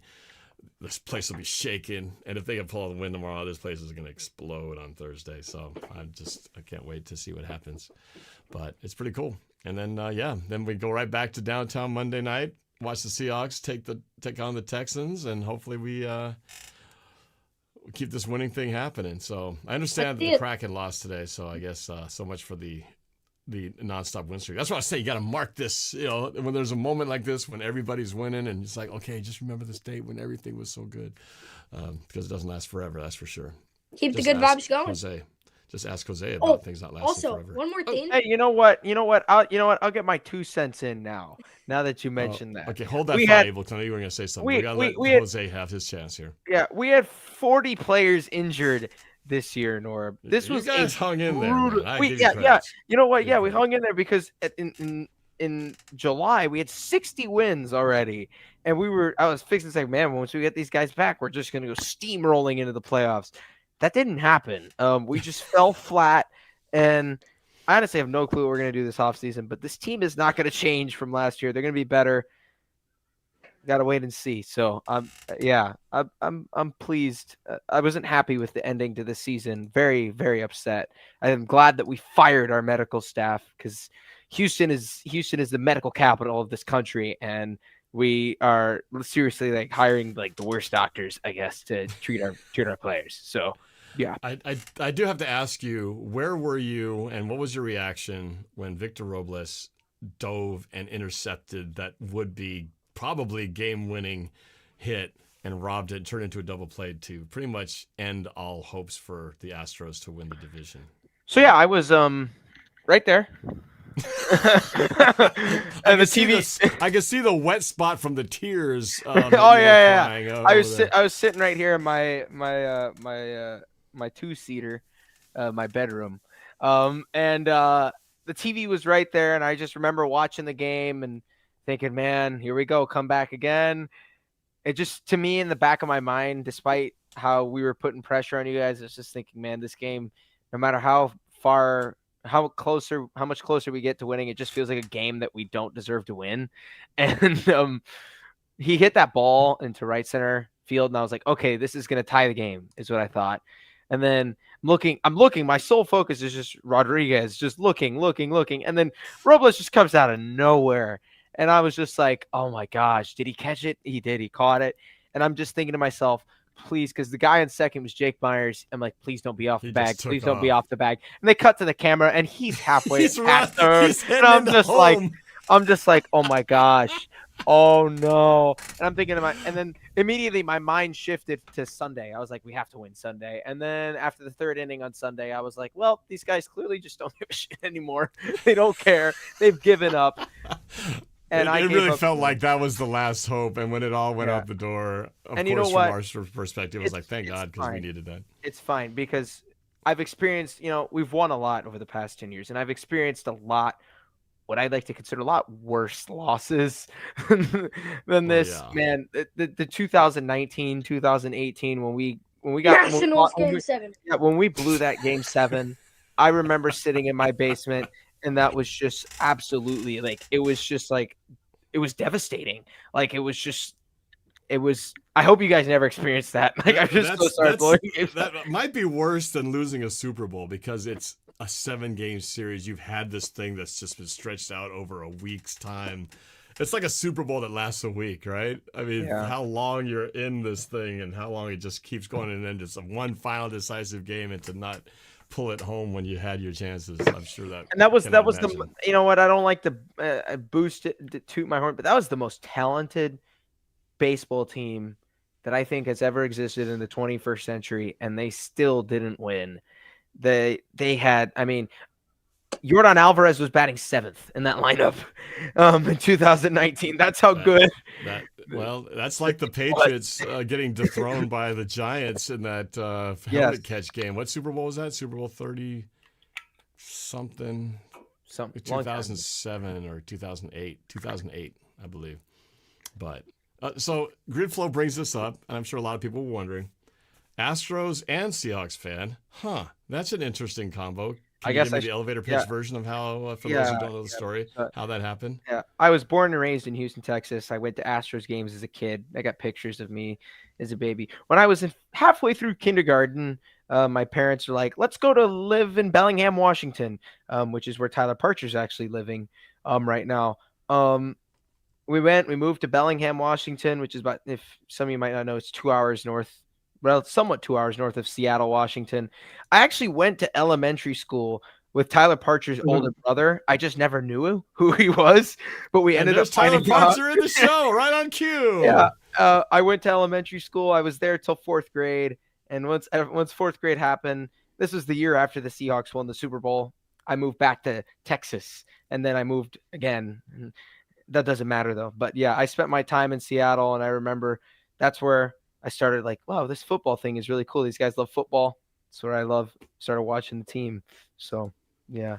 And don't call me a bandwagon. You have that picture, that first time you and I met at right after winning the NFC Championship against the Packers in 2014. And, yeah, there's a picture of a little young Jose. There it is. Wait a second. Let me zoom in on that. There it is. That's me right there. That's NorbCam. I've been following NorbCam since like 2013. I was like, I remember this day we were talking to Norb. My dad was like, "Oh, my sons were devastated when you had to take down your videos on the YouTube channel. They were crying and all that." And I was like, I did not cry, but like they were I was crying. I was devastated that day. It was really devastating. For anyone who remembers when I had to endure that, you guys are OG, old school fans, because that happened like a year and a half after I started posting videos. That's when I would include the game footage. And the reason they did that is because NFL Network or NFL didn't have a YouTube channel yet, so they were just basically going around everybody like, "You using my footage? Copyright strike, copyright strike." Now they just monetize everybody's content. Oh, you're using our footage? We'll take that. Thank you for that money. Oh, you too? You want to put some highlights together? We'll take some of that and a little bit of that. So anyway, it's all about the money. But back then it was like they take down anybody who's using their stuff, and I almost got my channel completely deleted. I was one strike away. I had one strike and had 2 strikes within like an hour. I was like, oh my God, and I'm on a shoot and I can't even get home. So I rushed home and I had to quickly delete all my videos that had footage in it before they gave me the 3rd strike. And I recorded that moment. That's where the actually go to my YouTube channel, watch me. That's where the Vimeo, the Vimeo. And I started putting on Vimeo where I could put the stuff together. I made a Vimeo account just for that. Don't worry. Yeah. I was like, so yeah. The question is, Texans fan? No, I never ended up. I never ended up really watching football when I was up. And I will say, give credit to the kids that I went to elementary school with because they were Seahawks fans, and they kind of put me on top of that. They kind of put me as like, oh, we played football at recess. And I was like, man, all these guys have jerseys with 12s on the back. And then I was like, I want my own 12 jersey. And one day my dad came home and I had the 12 jersey and I still have it. I actually, Rivera might be, it might be. Does it say Rivera on the back? Like personalized jersey? No, it says 12 man. I think it's in my closet here. We'll see. Let me check. Let me check. Sky High Aviation. Oh yeah. Abel's going to say something. This is about. Oh yeah, that was. Wait. This was from That was from my movie. That was Yep. I met Tyler Parks in person with Mr. and Mrs. Seahawk and Cannonball. Yep, good times right there. All right, Abel, what you're gonna say? If Eugenio Suarez does not show up in this ALCS when we're in Seattle, I'm going to not only just never say good vibes only again. I'm never buying his jersey, and we're not re-signing him because you gotta show up in the postseason, bro. He has been just nothing through the first 7 games. He's been nothing. Suarez has not been good, and I'm done with this because we need that, and I know we're doing good right now, but we're gonna need some Eugenio Suarez, and if that does not happen, chances go down a tiny bit. All right, so Suarez, get your crap together, okay? Because I'm done seeing you strike out on sliders, 5 inches off the plate. Let's do what we brought you in for.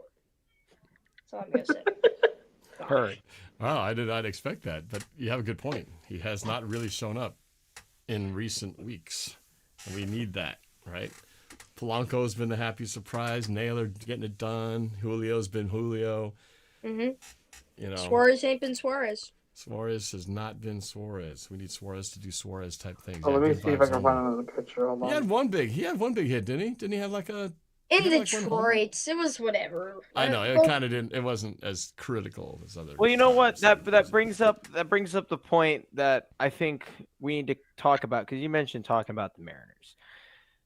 You guys don't score runs in your ballpark, which is really interesting. Your ballpark is a pitcher's park. Mm-hmm. I wonder if they're going to try and keep the roof. I wonder if they're going to try and keep the roof closed because Eugenio Suarez, his monster season benefited from the fact that he was down in the desert playing in Arizona in an indoor stadium, and a ball that's going to carry a lot, right? And it really kind of inflated his numbers just a lot. And same with Naylor. Naylor played in Arizona as well, so it kind of inflated those numbers. I wonder if as the season progresses, I guess the concern for you guys is, can you guys score runs in your ballpark? Because right now you guys really haven't proved it, and we know that this Blue Jays team, they're able to grind at bats. They're able to have really good complementary hitting. They're a really good, well-rounded lineup. All 9 guys are able to really do their part. You wonder if at some point they're gonna really. I mean, could they pull off? Put on some runs here at some point, right? I mean, who do you guys got for Game 3? Is it Gilbert? It's Kirby, and then I think it's George Kirby. Steele. Okay, so Kirby's good, right? Kirby's good. Kirby's key thing is he needs to be efficient.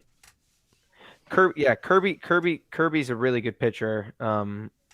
He's been good in the postseason. I just wonder if that Toronto lineup's going to wake up eventually, whether it be game 3, game 4, and you guys need to figure out a way to score runs because Toronto's pitching's all right, but Toronto has succeeded this postseason by just destroying other teams offensively. Well, they did sweep us. They swept us at home, I think. Yeah. We need to find other ways to score other than home runs too.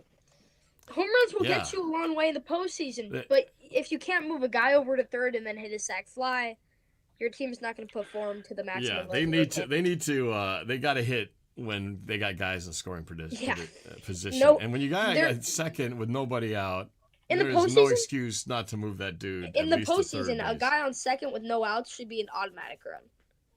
Right. That's been one of the biggest weaknesses for. I must say, if I'm the manager of the Mariners, really the one way to combat this is you essentially. Okay, this is going to sound really weird, but it's a metaphor. You cheat at it essentially, and you play. You go ahead and you play small ball, right? You go ahead. We're laying down 3-4 bunts a game. Guys get to second. You're playing sacrificial baseball, right? You have guys laying down bunts. You guys just team at bats. Is what's going to productive outs. I'm all for right? bunts. I don't know why they don't do it more often. They did try it a couple times, but JP couldn't get it down. No, in game 5, it was just hit awful. his hand. Game 5 was terrible. You don't like. I mean, even luckily if it's Detroit 3-0. was more terrible than us when it came to. Or you should stream tomorrow's game. The Archer's here.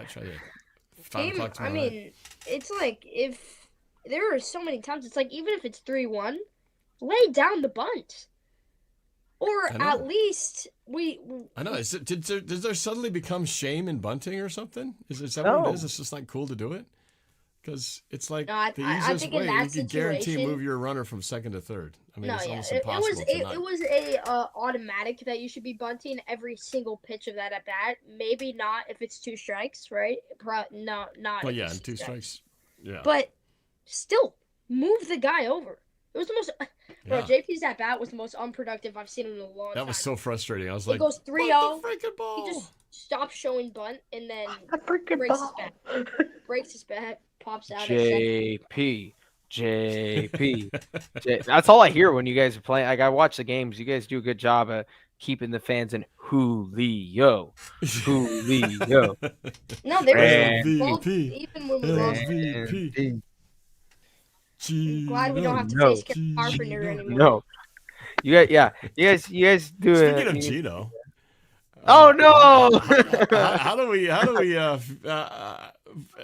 It's pretty crazy what's happened in Las Vegas this with past the Raiders. season. The Raiders are a disaster. I told you guys we'd let go of Gino.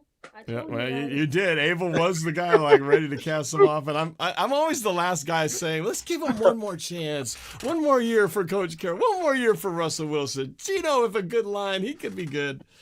I don't know. Maybe I'm just. I mean, I do have too much junk in the house. I just have a hard time letting go of things. I think it's just my nature. But I gotta say one last name. You might have been right. Yeah. Dashiell Martin. Small ball is cool, but you want to just put that on the screen. Listen, man, I agree.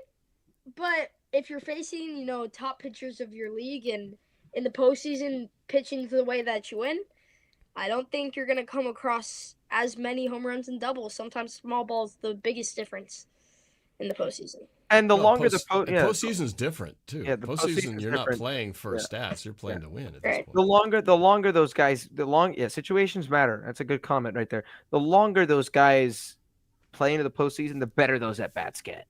Yeah, this is postseason experience is a real thing, and believe it or not, playing 162 baseball games.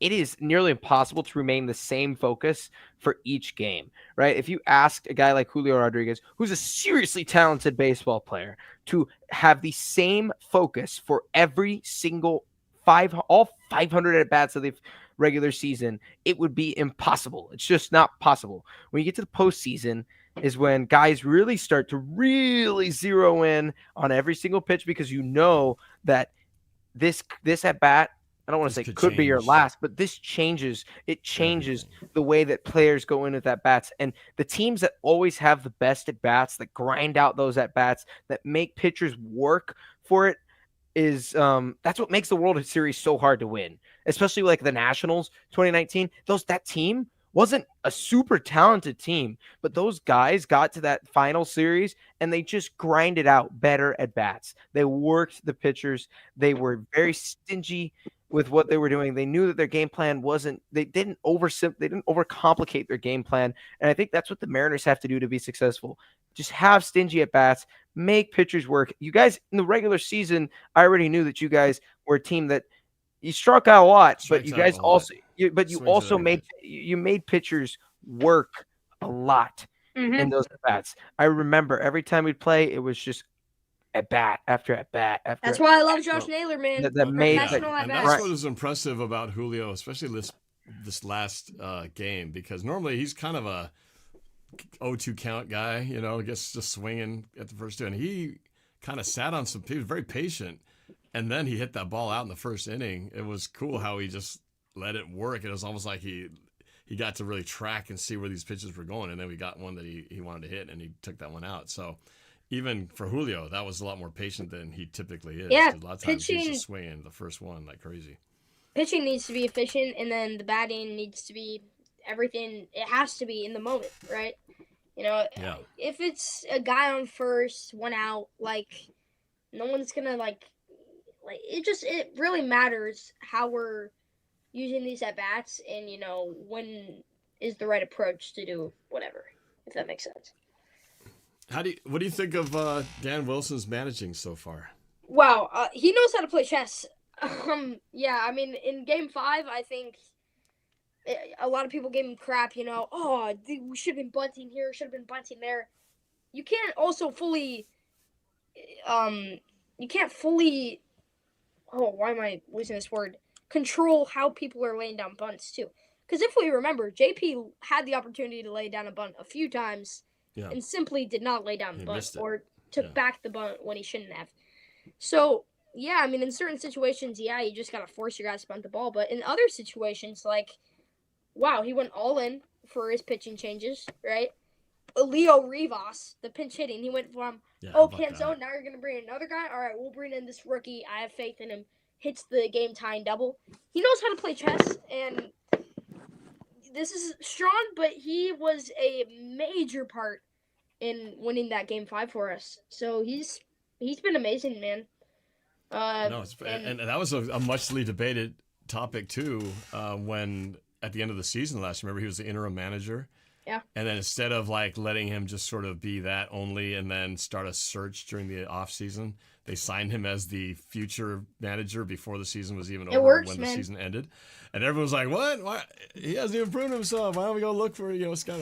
And here he is, on the doorstep of potentially a World Series here. And look, he knows what he's doing. You guys also have an insane hitting coach in Edgar Martinez, who is pound for pound one of the best pure hitters in the history of the game. Mm-hmm. So he has PhD in hitting from Harvard. The PhD in hitting right there. I mean, there's nobody better that you should probably be learning from than Edgar Martinez. And then Ichiro is around there somewhere. I don't know exactly what he does or what his role is with the team, but I know he's around. Yeah, he's in the clubhouse doing stuff. His official role isn't hitting coach, but he plays that role, I believe. Yeah, so it's kind of cool. That Ichiro just sort of floats around and. Yeah, he should. Why don't you guys just sign him to a contract so that way he he just have to play? I don't know. Is he getting paid? Is he just there for fun? I don't know, man. Ichiro's there too. You just see Ichiro Ichiro, big helper. He just shows up. Little helper. Yeah, he just shows up and it's like, oh hey, you can come right in. You don't need a pass. Just come on in. He's got the key to the building. He can just enter whenever he wants. But that was cool. His whole Hall of Fame speech and everything like that. Tyler says he's back. Gotta let him back in the stadium. What's that? Oh, yeah. I don't know what happened to him. No, he got disconnected. I guess. Mariners, just don't take your foot off the pedal. Don't let them win a game. You're in control here. You can't let the series go back to Toronto. You can't. Yeah, no. I mean, they would have to have a pretty epic meltdown to end up going back there again. They gotta. Hey, we've seen worse, right? New York, Boston. I think. Wasn't it at one point no team had ever come back from 3-0? I think that was the first time until that Boston Yankees series from the 2000s or something. When hmm And then Well, Houston yeah. almost did that. That 30 for 30 documentary on that. yeah, is they did. just- Yeah, they had a whole documentary about the comeback from the 3-0 deficit. Right. That was the Alex Rodriguez slapping the ball out of the guy's glove game, wasn't it? Yep. Isn't it crazy how Alex Rodriguez, his career? I mean, he was like at one point the most hated guy in Seattle when he signed with the Yeah, they threw Texas Monopoly Rangers for money at him. $252 million over 15 years. Now you look at that contract and go, wow, that's cheap compared to some of these contracts now. And now here he is. He's like the analyst, spokesperson guy, in baseball. Here's your Despite money, all the here's your steroid money. stuff and everything like that, he's managed to restore his name. So Nobody likes A-Rod anyway. It's fine. He's streaming that he's at good enough to put him back on the screen. Yeah. I remember thinking, I didn't think, what's his name from Dinner has been served. Dinner has been served. We Wow. there are no rules to this show. We eat, drink, everything, paint. Norm, are you gonna stream at the stadium on Thursday? Oh, I'm definitely going to be recording stuff. I don't know if I'll do like an entire. It's not like football. It's different streaming baseball because it's when you're hitting, it's definitely cool. But sometimes when it's just when the other team's a bit bad, it's not quite as dynamic as football in terms of the like. Where are you guys live stream sitting? Thing. Somewhere off the third base side, row like 15 or something like that. So, yeah, Nice. it's gonna be not too bad. Not too bad. Bring your rally towels and get ready for the fairy horn. I'll be at Yeah. bowling on Thursday. I'll be wearing my Mariner gear, and I'm gonna take my iPad so I can watch that game. Nice. You'll be You're where? gonna go watch the game on an iPad in a bowling alley, but you're not gonna. Well, I'm watching my friends bowl, so I go They every might have Thursday. the game on. I'm pretty You sure they'll should have be the game bowling, on. man. You should get in there and throw a few strikes, man. I don't know if you know it, Sky, but the bowling alley I go to with my friends to watch is Park Bowl right there. Is what? Park Bowl and Bellingham. It's on the guide. I'm not that familiar with Bellingham, so I don't think I know that. Although I might be going up there to do a shoot. I have a meeting tomorrow for a potential shoot tomorrow. That might be a shoot in Bellingham, so I might be going there Oh, Park if it Bowl. works out. We'll see for a commercial. Anyway, Yeah, commercials. Dukes of Hazzard, World Series, and the Super Bowl. Has there ever been a team Oh man, that had the I was Super thinking Bowl that. and the World Series in the same season? I don't think San Wouldn't that Francisco be came. some- San Francisco came close. No, Maybe- was maybe the the Giants Giants and one? the and- Maybe Niners? Boston. Yeah, That would be a good trivia that'd be a question. good guess. Too. Boston. New England? Yes, Boston did it. New Yes, England? Boston did. New New England. England and the New Red England Sox? won. Yeah, New England. Wait, New England. wait. Red Who Sox. won It in seems like 2008? there would have been a long stretch that there was a good likeliness that would have happened. No, yeah. Somebody's out Because there googling The it right now. Patriots and Boston ChatGPT. both had franchise. Well, The no, team because had both teams at the same time. yeah, it was Boston Oh. won in the fall of 18, and then New England won in the winter of 19. Griffo It says was probably Called it. Boston. Yeah, it was And Boston. then Alec Vegas to Tampa Bay. They had baseball, hockey, and football. Oh, are we talking the 2002 year when Tampa Bay had John Gruden and beat the Raiders with their own head coach? That was hilarious. have the Remember? was- Rays won a World Series? Maybe the Tampa baseball, hockey, and football. The only time Yeah. Tampa Bay won the Super. Well, no, they won. They haven't two. won yet. They maybe haven't he's won talking about yet. Florida. No, Florida won. Florida won in 2002 or 2003 against the- New York. That's probably what they're talking They about. beat New York twice. Oh, not Tampa Bay. You're no, Tampa Bay won a Super Bowl in 2000. Yeah, but I don't think Two. their baseball team won. Their baseball team didn't win.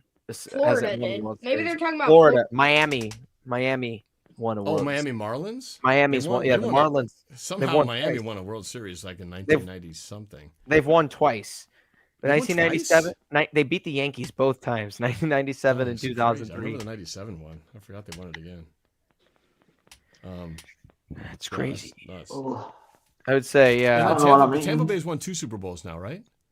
yeah. They Tampa's won the one with Brady Brady and and what year Gruden, was it? I'm having chicken 2000, mac and cheese for dinner. 2020. Oh Oh, wait. 2020. Yeah. Oh, speaking of that, my mom and grandma are here for dinner. you do that, Tyler. Florida Boston's to New selected York Celtics, is like Patriots, and Red Sox. New Yeah, York Boston's to had no Patriots. lack of banners, for sure. Oh gosh, Mariners. Dashiell Martin says, "Save some chicken for me." Look like you got fried chicken tonight. Mm-hmm. Some Grilled. I chicken. think. Grilled, healthy. None of that Chick-fil-A. Did I tell you, Norb, I work at the Chick-fil-A on the campus here? No. I've been You know working there that? for I like just 2.5 had some years. Chick-fil-A tonight. I met my buddies over at Chick-fil-A and had some this evening. I had the spicy chicken sandwich combo. And had Oh, the spicy. so the how do you spicy. like? Yeah. Do you get free food from working there? Well, here's the deal. Yeah. So I've been working there for about 2.5 years now. So Oh, maybe I did if you know that. Okay. if you Yeah, work this is a 3 campus years, job, right? yeah, campus job. So if you work 3 hours, you get a meal. We have like it's in the union, the student union. So we got like a bunch of other places as well that are all connected to each other in the back somehow. But yeah. So obviously I work 3 hours usually almost every shift. I'm not eating fried chicken every time. I wouldn't look like this. So I usually just get like a fruit cup and grilled chicken, and I usually have like rice at home or something like that I can heat up. But yeah, it's pretty interesting. Now that I'm like been there for long enough, I'm kind of like we get new hires, usually 30 new hires it's a high turnover rate because it's college people. Some people like it. But you've really been steady as a rock over there. Yeah, Huh? yeah. So I'm there every single time. I make the chicken actually. Like I actually physically like I'm the breader is what the term is. So I'm back there making the actual nuggets, tenders, grilled chicken. Do you know the secret formula for the breading? I do. So Do you know the yeah. secret formula of that Chick-fil-A sauce? No, the Chick-fil-A sauce, it's just it comes comes in a box prepackaged. and it comes prepackaged and we give it to you guys. It feels like there's some mustard mixed in there somewhere with some It's like mustard, barbecue sauce, maybe a little barbecue mayo. sauce with a little mayo. But I will say, Will you be like, back home in time, Nor, for the game? So after your shoot? Oh no, I'm not doing that tomorrow. I have a meeting about the shoot. I'm not doing the Oh. shoot yet. We'll have to see. I'll say, Yeah, not going to Bellingham tomorrow. But if you're one of those people that orders food and then orders like 7 ranches or 7 Chick-fil-A sauces on the side, what's wrong with you? I've done that. Respectfully from a Chick-fil-A employee. Now, all right, there's either 2 ways this goes. You either get 7 of them and you like eat 2, and then like the other 5 go into like a special place at home where you just keep them stowed away in the event that you need them. Or I've seen people get 7 ranches for just order, like they'll order a large and fry. then they throw it away? No, they order a large fry and they keep 7 ranches and they use all 7 ranches Ew. for that large fry. And then we did the math. So we were like, how many calories is in 1 packet of ranch? It's like 180. So One little thing? for 1 little packet of those ranch, the Gardner Well, ranches, what about the Chick-fil-A sauce? Is that I think it's a little bad? less. It's a little Okay. less. The So ranch is pretty, yeah. you're getting like 800 calories in ranch right there or more with if you eat all of that. So yeah, as for the chicken, a lot of people are like, oh, it comes, you just have to put it in the fryer. No, the chicken comes frozen. Well, the chicken comes in, we freeze it. When we need it, we pull it, we date it, we put it back in the fridge. It thaws. When we need it, we fillet it. So what we do is we put it through a fillet roller. And then once it's filleted, we trim off a little bit of the fat, make sure it's a good size, put it in, and then it stays cold. Once we need it, we grab the chicken, right? So this is the same for spicy and regular. You put the bread It's regular, in. like we dip it in the milk wash, let it dry off, put it face smooth side down in the breading, cover the breading up. You use that palm of your hand is what I like to do. Other people do it differently and it's wrong. Because I follow the instructions. You use your hand, you kind of put your body weight into it and you smash it. So that way you cover it and put your body weight, you put it in the coater and you use your palm to kind of mush it down and it gets bigger. Because usually when they're filleted, they're kind of this small, they're small. You want them to get a little bigger. Then you so kind of flatten shape it out so it has more real estate looking. You want to hear that. You want to feel the joints kind of snapping. I know it's kind of brutal. But you want to feel the joints snapping, and then you kind of shake the excess coater off. You do that a few times to get with the amount of. We're not just making 1 chicken breast at a time. We're making like 6 to 12 at a time. You put them in the fryer.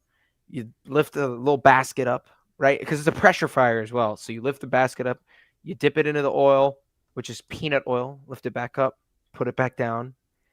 Then you let the basket sit. You close the actual pressure fryer. You tighten it all the way till you can't tighten it anymore. You push a button, boop, 4 minutes and 25 seconds later, the chicken's done.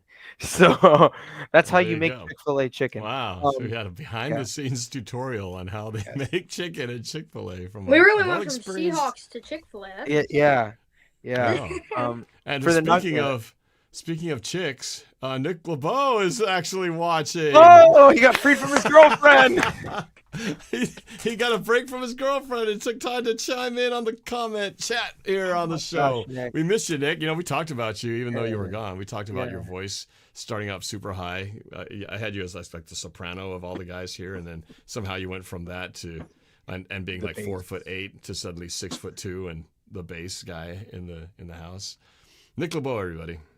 And he says he is He's a big fan of Chick-fil-A. Big fan of Chick-fil-A. He probably, There you he loves it. I do like Cane's. Cane's is flavorless, but I'll eat it as well. So. Food is food. Food is food. I'm not one of those people that just like goes out and poops on food places. Food is food. I will eat food. As long as you don't like feed me like a live rabbit or something like that, I'll probably eat it. So, yeah. I mean, we don't have it here, so whenever I go to visit the girls in San Diego, we always end up going there because it's like their favorite thing. But now you know. Next time you're in the Chick-fil-A drive-thru, just be like, I know you guys' secret. Just kind of creep them out Yeah. just a little bit. you have to make the joints pop. And make the joints pop in the chicken. I know that you pop the joints of the chicken. Yeah, it's pressure fried. Yeah. What else can I tell you about that's a secret? The grilled chicken's pretty fresh, I would say. It's about as healthy as you can get. We marinate it in a good, nice, like garlic herb marinade. And then we have a grill in the back that we actually use to grill the chicken. So the grilled chicken's not frozen. Well, it's chicken, right? You got to thaw it. It's frozen, but then the actual it's chicken breast. I mean, I don't know how many preservatives are in there, but like it's good food. So yeah. So if you were to suggest a healthy option, get the grilled chicken. Yeah, get the grilled Right. chicken. Yeah, it's good. It's good. Healthy You source can't of go protein. wrong. Grilled chicken. I mean, I make grilled chicken at home. I'll It's grill it. expensive. It's expensive, but like if I wouldn't go out of my way to get it, right? I'd rather go to the store and make grilled chicken at home. But like if you're like, oh man, I don't know what to eat. There you go. I mean, like if you're in Bay. It's funny, Jose and I started when we were Abel's age. There you go, bro. Abel, you got to find some friends to replace us when I have a job full time. I can Generations. no longer do this. Yeah. Generations of future sportscasters here all coming through, and I can say, I hope shepherd these guys when they were little itty bitty tots, and their voices were like up here soprano style. Norb isn't going to do this forever, so maybe Norb's got to have another kid so he can. Hopefully, it's a guy that I don't think that's gonna happen. can take over the channel. No, I'm gonna keep doing it until I can't even like What wouldn't I see order? anymore. Nothing. I think everything. Welcome to Norb Cam. I think this is our year. I'll be like 88. The Seahawks are still looking for that second Super Bowl. I think everything's. I think everything at the restaurant's fine. Since mine's a campus restaurant, it's out. We have a limited menu, so we don't have everything. But everything. I think everything's fine. You guys are fine. Even the mac and cheese is fine. I mean, Okay, all right, good. Fine, you'll be He's fine. coming from the guy here, and of course he doesn't want to get fired. He's not going to say anything bad about the restaurant. Yeah, no. I agree, Nick. Someone from Chick-fil-A at the North Dakota campus might be going, "What's he doing?" They love me up there. They wouldn't let me. I was just there. I was there like 2 hours ago working. So Okay. they wouldn't let me. Obviously a loyal employee there at Loyal at the employee, yeah. campus.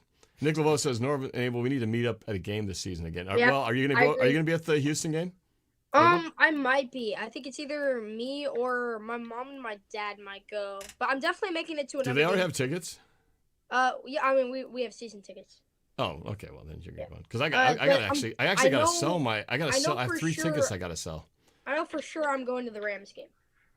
Okay. Whose house? So- Rams house. That's the dumbest shit. Did you ever. hear that controversy that said that the Rams were piping in crowd noise at their Oh, stadium? Did of you hear that? course. Oh man. my gosh, If that you was- look in the upper deck, it's just empty. There's We nobody cannot else. be this desperate to where we're pumping in crowd noise. It's like COVID. all over. We got accused of that when we had our loud season. They were saying that we were pumping sound. It's like into it. I was it's like, literally "Get like outta COVID here." all over again. I tell you. Jose can Oh, fly up that's to weird. money, a lot of money. Yeah, well, so yeah, actually, I'm going to be posting. I'm going to have the 3 tickets next to me because apparently it turns out I always have 2 extra tickets, and then my buddy Pat, I thought he was going to be going to all the games this year, has missed most of the games.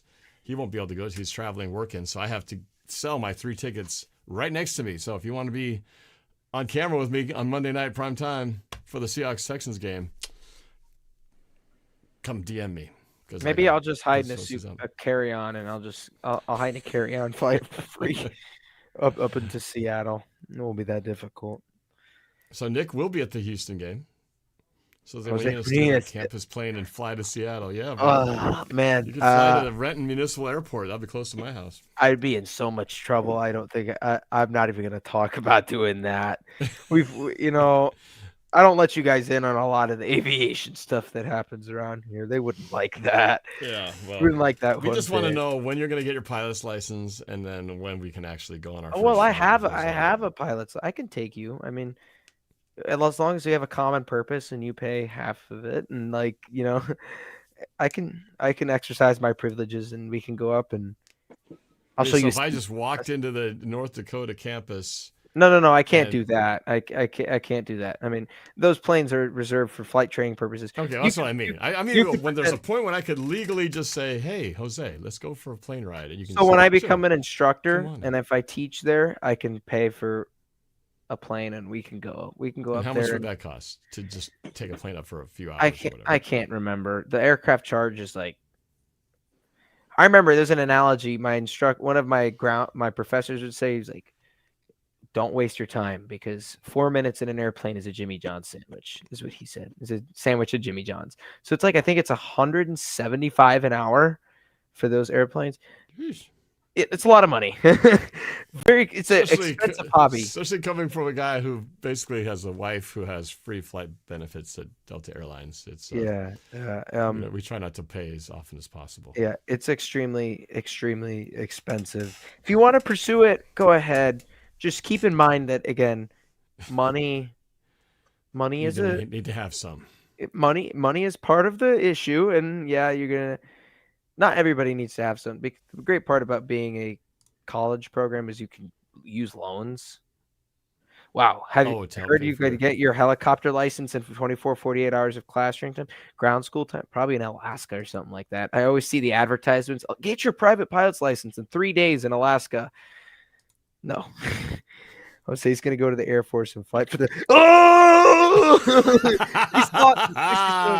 No, I would never go to the Air Force. I'm so sorry. I like the airplanes. What is your dream airline? Like, if you could just pick your spot right now, and they said, Jose, we'll put you anywhere you want. It's so tough because I'm between Delta and United, and over the past 6 months, I've kind of caught onto the Delta bug a little bit. I really like Delta. I think it might be where I end up, but okay. I don't know. You might be flying one of those planes, and I might be flying standby, and I'm going to hear this voice over the friendly announcement. Oh, I'll write you a note. I'll know beforehand if you're coming on board. Oh, that's true. And I'll know. Sitting in the exit row. Yeah. I'll just. Norcam, please come to the cockpit, please. Yeah. I'll force you to go live at that time. What's that? I'll force you to go live at that time. You go live before we take off. Be like, yo, what's up? We are inside the aviation. Look at all these buttons. What do these buttons do? Boom, boom, boom, boom, boom. No, Norb, don't do that. No, but in all seriousness, if you want, Spirit will be out of business before the end of the year. I don't know if you follow the news. No, really? Spirit is. Spirit's not doing good financially. No, so yeah. They were the yellow of the bus of the sky. I mean, that was it. So yeah, Norb, you come up. I'll show you a steep turn. It might make you poop your pants a little bit. I don't want to poop my pants. Yeah, but I do want to see you fly one day. That is my dream. Is to be. I'm glad you have that. The controls. Yes, and then have you fly as well. Obviously, you'll be next to me. You'll be like, Norb, turn to the left. Turn to the left, Norb. You can do it. I believe in you. I can do it. It's like driving a car in the sky. I mean, how hard can it be? It's a little different. Elena McCollum, what's up? ¿Cómo está? Mabuti. United Fight Club. Stuff. United Fight Club. All right. Well, I think we've covered pretty much everything and then some. Yeah. We know what we got to do. We got to win a game tomorrow. And win a game after that. That way, I'll be very happy. And then Go we have a Mariners. game on Monday. Guys, Good check vibes out going. Keen 5 tomorrow afternoon. Should be Oh live yeah, so it's then. going to air in the afternoon news. I Is think it the so. news Yeah. or is it? It's not like Evening Magazine or anything like that. Is No, it? it's Is the it the news. actual news? Yeah. So King Yeah. 5 afternoon, and there's just Talking a about the story about the Mariners. Mariners. Yep. Round table with Mariners fanatic. I don't know who that is. Oh, it's a round table?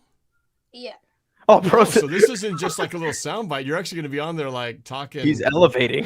He's going Oh, Yeah. man. I Look have at like that. That's... they already sent me the questions that I have to answer. Oh, so this is like going to be a longer segment then. This Oh, isn't yeah, just like a yeah. quick soundbite. My my friend's mom is like leading the segment, and because my friend gives me a ride to like all of our baseball practices. We always talk about baseball because he's a A's fan and I'm a Mariners fan, and so I think his mom probably heard us talking about baseball and was like, yeah, he'd be perfect for this. Wow. Okay. So Well, do you have a time? I 3, think 4 it's. o'clock? I'd have to. I'll find it out and let you know. Okay. I All right. I'm going to forget. try to. I'm gonna have to try and illegally stream that somehow. Yeah. No clue how I if can I get can record it, inside. I'll post it up. I got to see that. Yeah, it's awesome. Yeah. All right. Well, good luck, man. Represent. Make us For proud, sure. man. Mhm. Represent. I'll give it. Well, I'll give you guys a shout out. But yeah, I already have this experience, on the NorbCam panel. Yeah. There you go, man. Talks real talk here. Talk real talk. Give it a watch. And you don't know yet if you're going to the game. I don't know yet. It might be a Cross my last minute fingers. decision. We're hoping. I All mean, right. I have to get to one of these games because Yeah. Well, if you been- go to Thursday game, let me know. it's been decades. We'll meet up and have a hot dog. Forever decades. All right. Well, I appreciate you guys and everybody else who stuck around. This show was supposed to last an hour, and as usual, we went like almost An 2 hour, hours. 2 hours. Times two. And we spent, I think, 30 minutes on football and 20 minutes on baseball, and then the rest of it talking about painting and Tomfoolery. Chick-fil-A and Yeah. other stuff that has absolutely nothing to do with the Seahawks or the Mariners. But Good stream. we had a great I time. like it. It was great. Yeah. One piece of All right. advice: do not get iOS 26. I did that to my phone this morning. I hate it. Well, you mean the latest Yeah. iPhone update? Nick- Yeah, the latest update. Yeah. Nick I don't like it. corrected his spelling. Yeah, it's kind of horrible. Wait, which version? Well, let's see. Where am I at right now? Did I already get it? Does it look like this? This is me texting Tyler Parcher. I don't know why it looks like I'm like trying. Like, it looks really weird. Like it's just kind of trippy.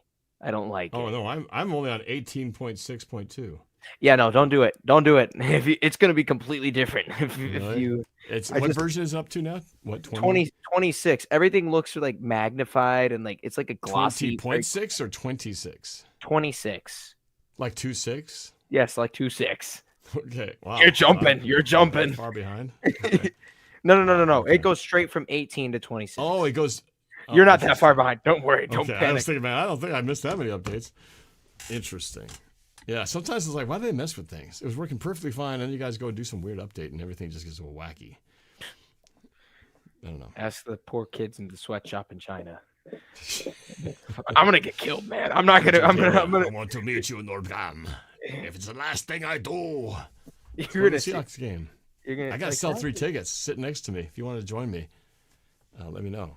3 tickets sitting up with Fair me price watching the of Seahawks. $300. It's a great time. Ask AD what a great time he had when we lost. He about lost his brain. I'm pretty good about not cursing on my show. I let a few things fly after that fucking loss. I always have the sound bites from the Raiders game. Oh man, that was a Oh, crash no. out. Oh, that was bad. I That was I pretty bad on this one too. I on remember this that one. last Oh, one. that was just terrible. That game was awful. That was overtime too, wasn't it? And then what's his name? Josh Yeah. Jacobs just busted through the line and He tore us Right, up all nothing. game. All right, I gotta go. yeah. All right. Thanks, guys. Yep. you haven't taken one bite of that food, so go ahead Oh, and he's eat. I think he finished it. I like the chicken. really? plate. He finished. Off But there's camera. still some scraps in there, but you can't get into it that Alright, easily awesome. when you're on camera. See- All right, see you Abel, guys. thanks a lot, man. Good luck on your interview tomorrow. I'll look for Yeah, it. I'll let you know. Sky High, Jose. It's always good to catch up. Glad we could do this. Let's try to do it on a semi-weekly basis at least, hopefully. And Nick, just tell your keep girl I talking. found her on Insta. I say hi. All right. See you later. See you later. We'll have the whole group next time. All right. See y'all later. Good Go night, Hawks. everybody. Go Hawks.